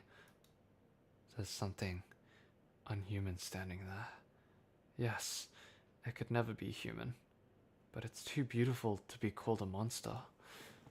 It's a one-of-a-kind experience that seems to have nothing similar to the belongings of this world. Senpai, that's you, right? Yes, it's me. Nice to meet you. Yuki no Akabane has changed to the winged Ayakashi, Kabane Shira Yukihime, the deathly red-winged deity. These are my real appearance and name. Her longer white hair flutters in the night breeze, just like the flow of a silvery river Red butterfly wings spread out behind her slender, jet black body.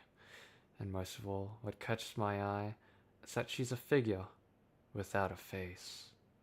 When I stare at her for a while, she smiles as if embarrassed.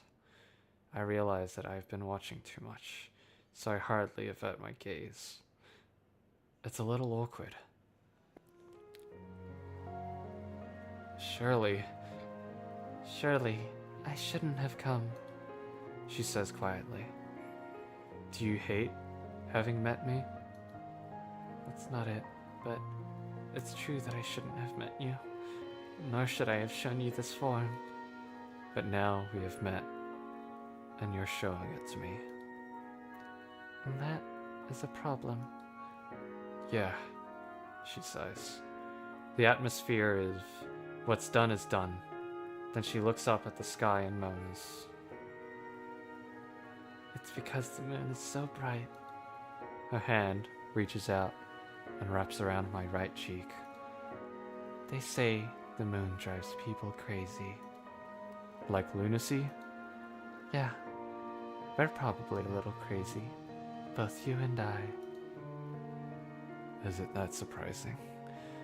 I was told something crazy, so now I'm crazy. And even then, you still wanted to see me. I wanted to see you even more. What a weirdo. I don't want weird people calling me that. I'm not human. I don't want weird creatures calling me that either. With a sigh, I put my hand on Senpai's head. You aren't human. Words that sound like soliloquy leak out of my mouth.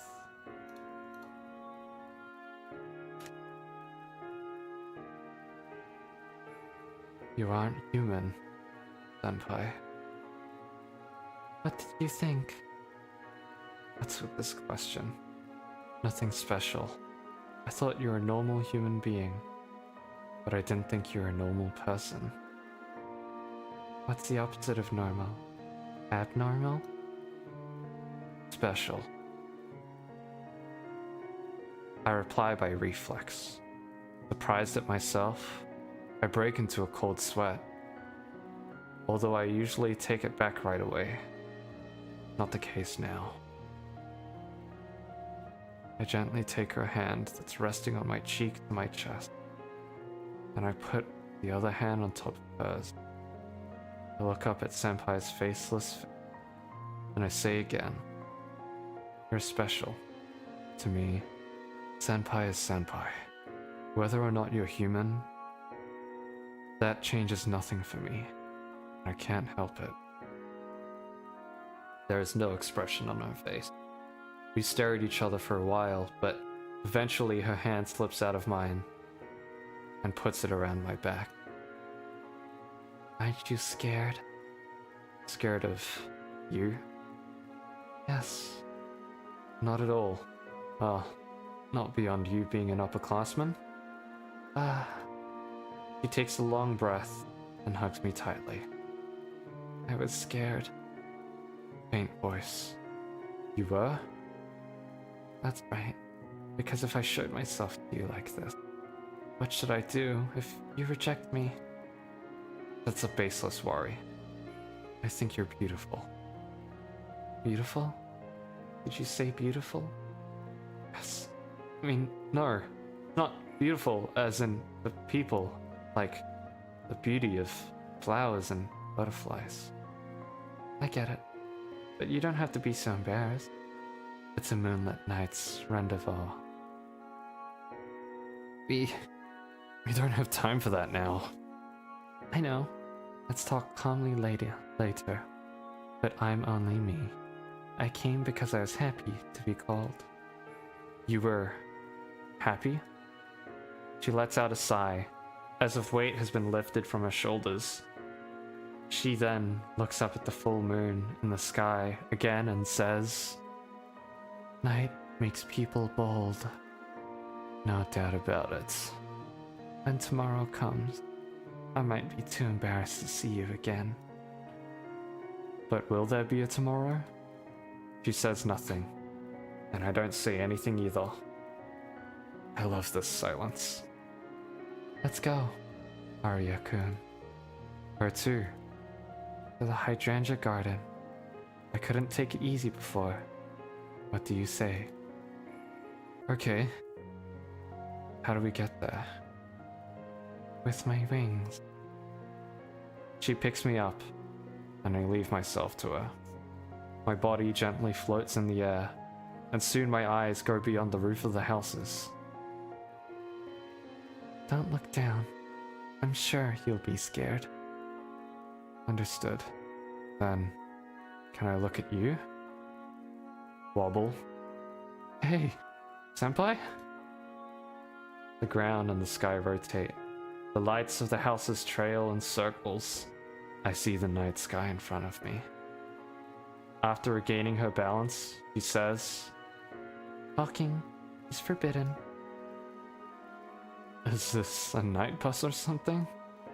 After that, we continue the night flight while chatting. We weave through the clouds and the night sky, basking in the full moon. Surely, someone looked at us from a distance. We would have become a single dot running through the sky.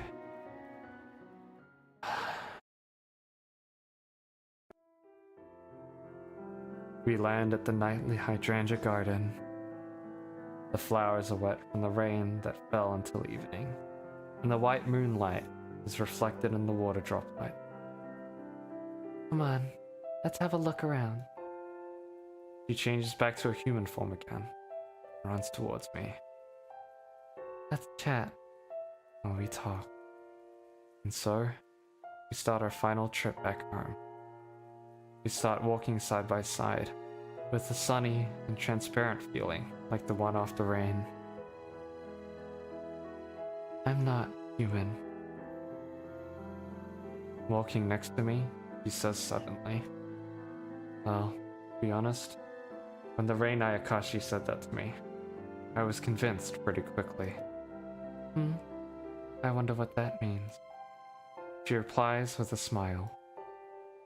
You're saying that to someone who has been living like a human until now, you know? It didn't really work out well, though. Then, why were you pretending to be human? Did you live here, posing as someone else? Senpai has a thoughtful look, then she answered me. I wanted to go out in the world. I was also interested in people. Is there any reason for that? I'm a well-to-do young lady, after all. What's that reaction? It's convincing. Does it fit? It does indeed. You seem to find everything fitting today. But that helps me understand. You had no common sense. Or rather, you did things that ordinary people wouldn't even think of. So I was rather relieved to hear that.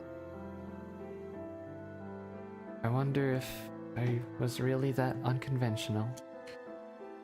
Did you think you were pulling off well? The whole human thing? I thought so, at first. Now, that attitude doesn't feel right anymore, does it? That's right. When I was in high spirits, when I entered high school, but people gradually stopped approaching me. Well, people choose who they want to be. Which ones would it be in our case? One? You mean? You say people choose others. Did I choose you? Or did you choose me? I feel like I can only answer that I chose. Oh? You just said something nice, didn't you? It's the truth. Back during the club members' recruitment day, when I met you for the first time, I wanted to follow you.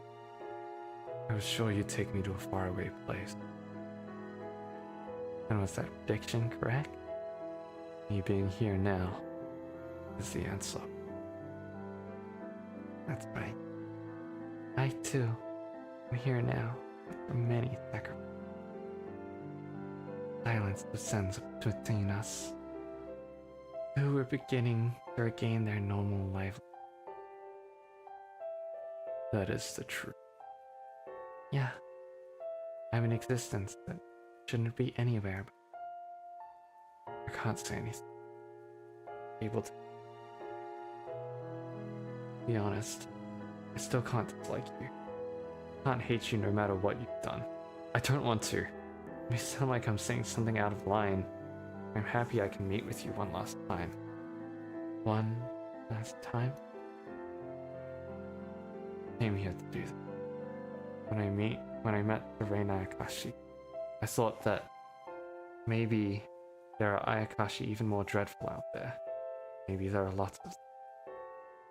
That's right. There are many more powerful Ayakashi. Stronger than him. I see. And all of them, they come together. Surely.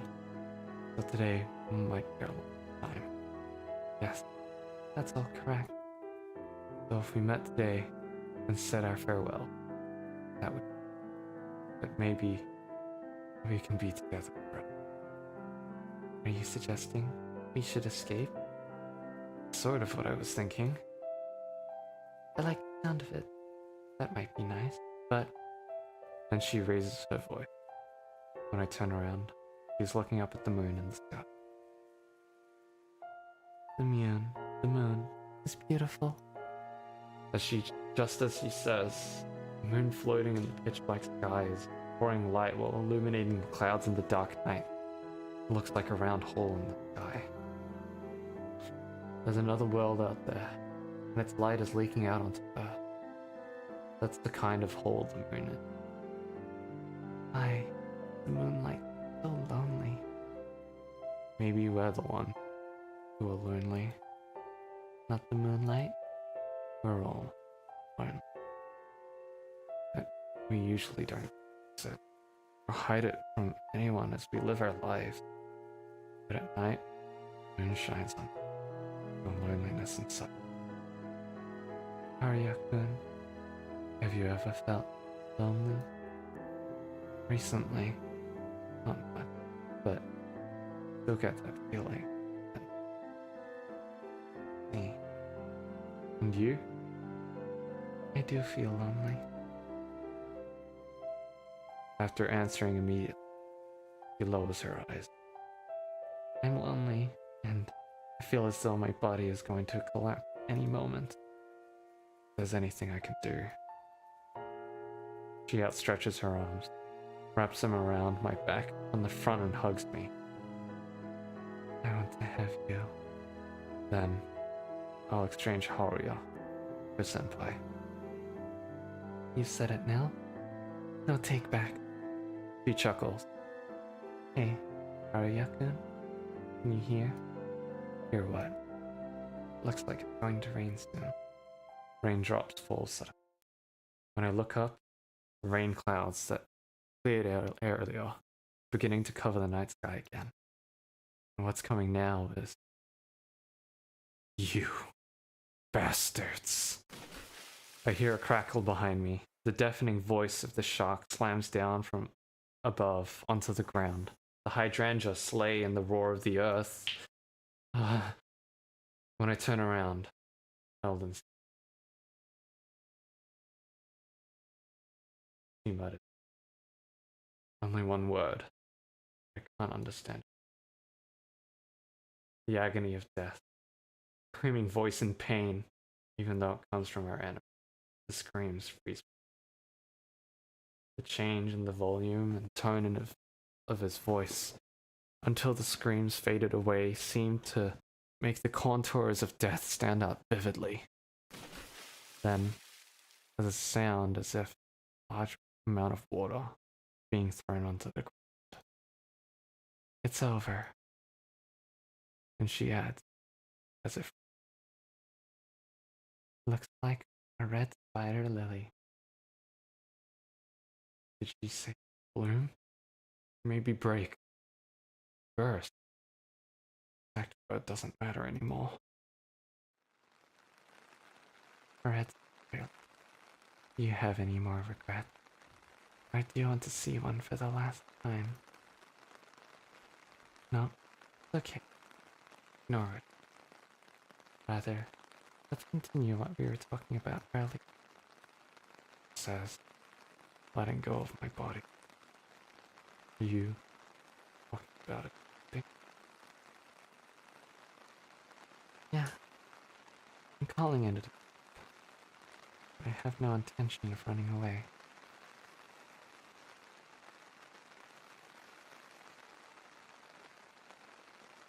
You want to obey the order.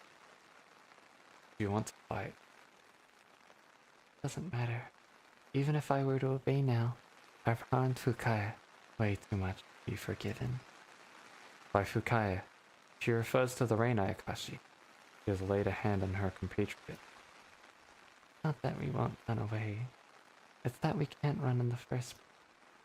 We'll be caught, and even if we resist, we have no chance of winning. And when we're caught, we'll be killed. These are all our options. Are we better? I don't know what to do. And what should I do? I'll follow you. Thank you. Let's see. She changes her appearance. Back into her Ayakashi form. Picks me up again and we take to the sky.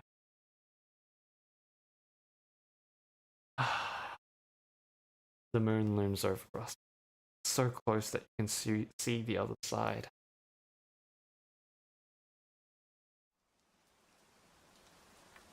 We arrive at our school. Scenery that I only see look completely different than the dark.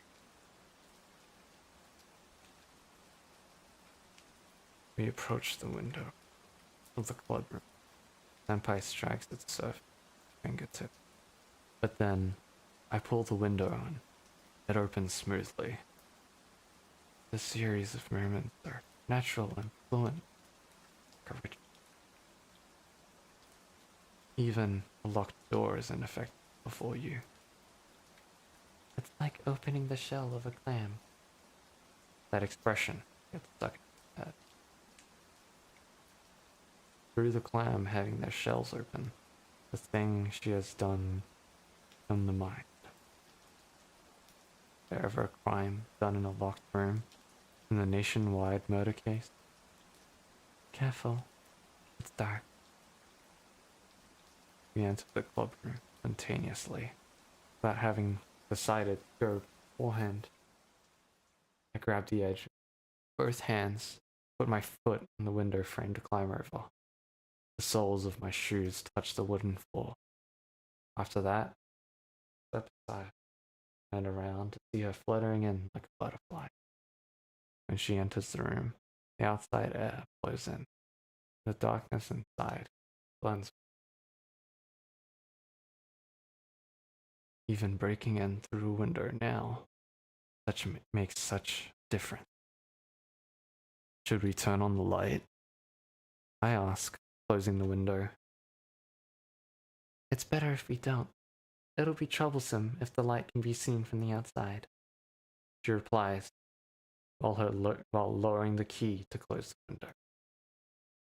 Our movements blend together seamlessly. Gears on a machine.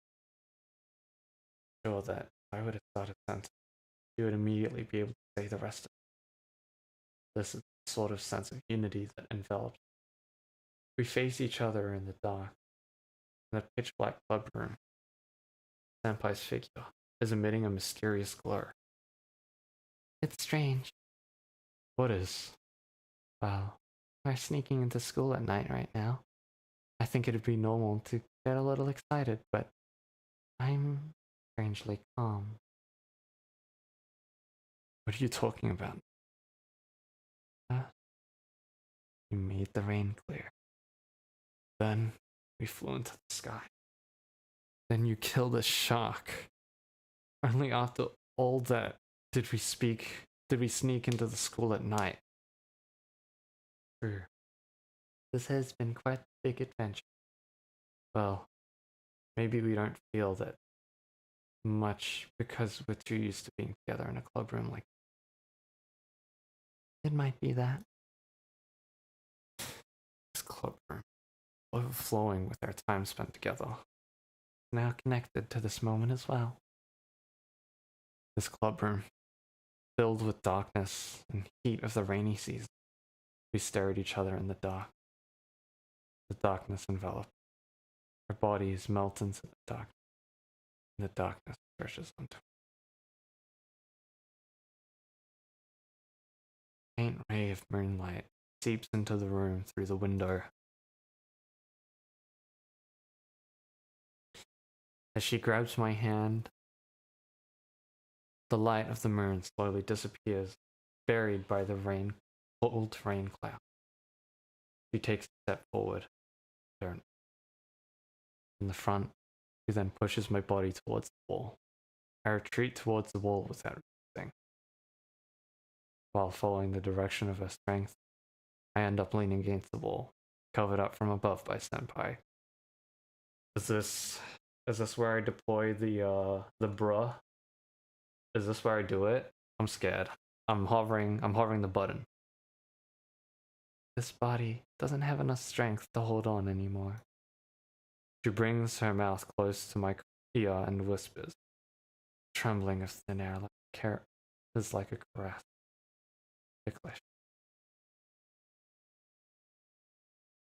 Do you understand? So, you want to eat me to make it last longer? You fool. She chuckles. Do you understand? I do. Now, I say nothing. I don't have to answer. Words exist to communicate with. When your relationship with someone is deep, you need less words. This is our case here.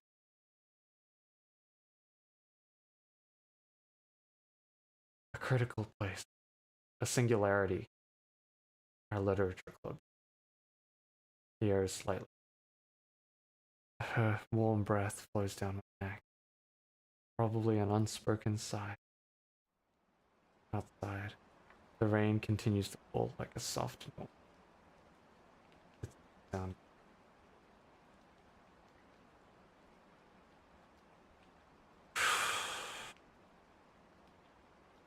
She brings her mouth close to my ear. Touch of her hair on my cheek ticklish. We keep our faces together for a while, listening to each other's breathing. Now the moon is swallowed by cloud. The moonlight is gone. The narrow room is overflowing with darkness. Something hard touches the upper edge of my ear, which is made of cartilage. My tactile sense that has become sharp and dark.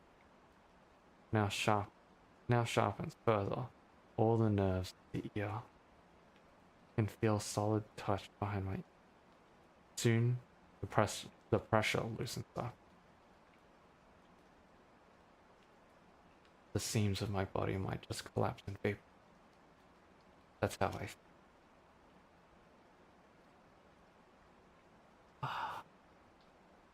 Usually, we don't notice, but our bodies are truly heavy. Nothing we can do about it. If you have a body, you can go anywhere on Earth. With some singular note. You can fly in the sky and dive deep in the sea.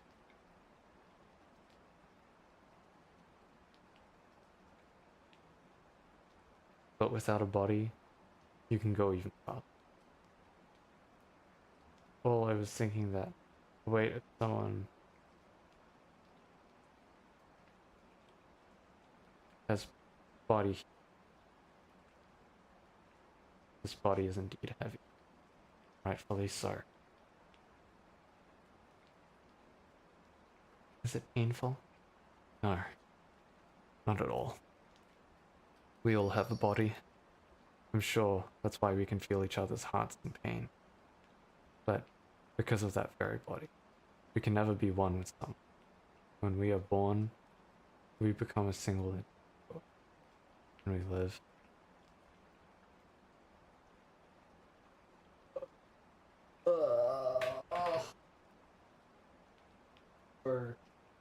I passed out. Passed. I like read. I freaking read the. Oh my god! I'm like. Oh, the atmosphere is nice, and I'm actually like falling asleep because of it. And when I closed my eyes, my brain was just auto-filling words. And I don't even know what I said. Oh, hopefully it was not gibberish. And this lukewarm, damp darkness. Those walls dissolve, just like shadows blending together. The boundaries become ambiguous. What does it to me, senpai? In the darkness that fills this room, my body is floating, like being in warm water. My blood rushing to my head, my consciousness hazy. Maybe my soul trying to escape. And now, I am me, and I am here. And now, senpai, are you here? When I ask, she raises her body. With a desire to touch her, I stretch out my arm toward her. My hand touches her cheek. I am, she says with a familiar voice. She takes my hand, shakes it, redirecting it elsewhere. It's pulsating. Warm blood circulates through her palm. How long will you be here? I'll be here forever. What about you? I'll stay here. Until the end. She approaches me again. I whisper in her ear as I wrap my arms around her back. Senpai. What?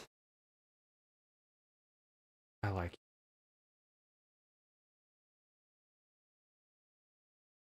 Thank you. Very happy. I'm so happy. I can't even. I need to turn off my freaking filters now. Because I'm getting quiet. Yeesh. Me too. I love you. I love everything. Your taste too.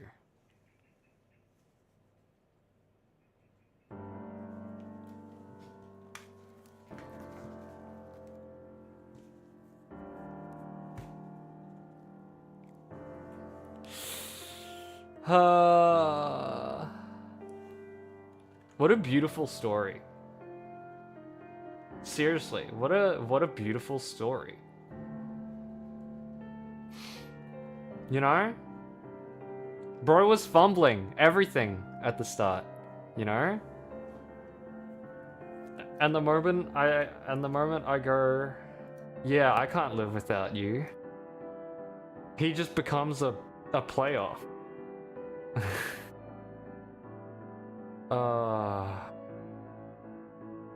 That was really not. I like this. I like this game a lot.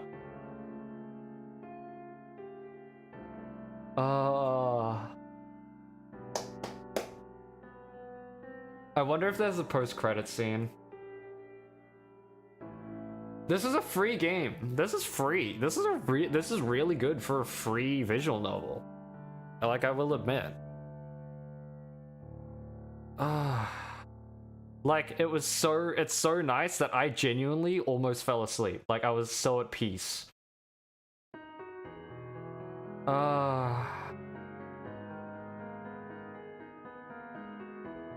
Is there like an extra thing? Content. Oh my goodness.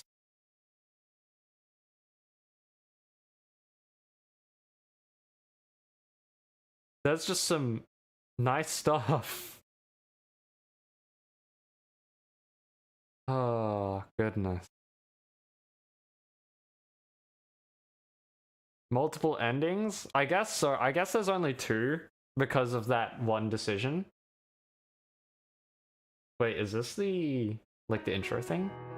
Oh, it is. You know, genuinely, when I was setting up stream, I had the menu screen open, I was listening to the music, and I could not stop thinking that I was listening to, like, Toho. Like, Toho is just... I don't know why.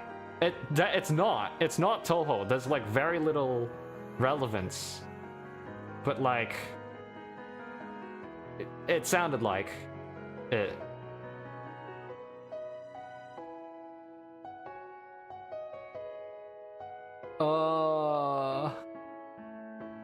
Watching the intro again after finishing the game is something else. Oh, that piano. Thank you guys for those who stuck around, those who visited. Thank you guys for tuning in today's stream. Yeah. This was nice. This was really nice. Honestly, I might just play more visual novels. Like that, honestly, I might.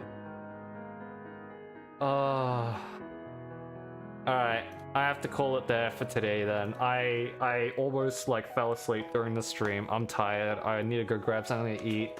I need to go do stuff, you know? Thank you guys for coming to today's stream. And I will see you next time. Yeah, so next time when you look out the moon, what did they say? Something about lunacy, something. I don't know. I forgot.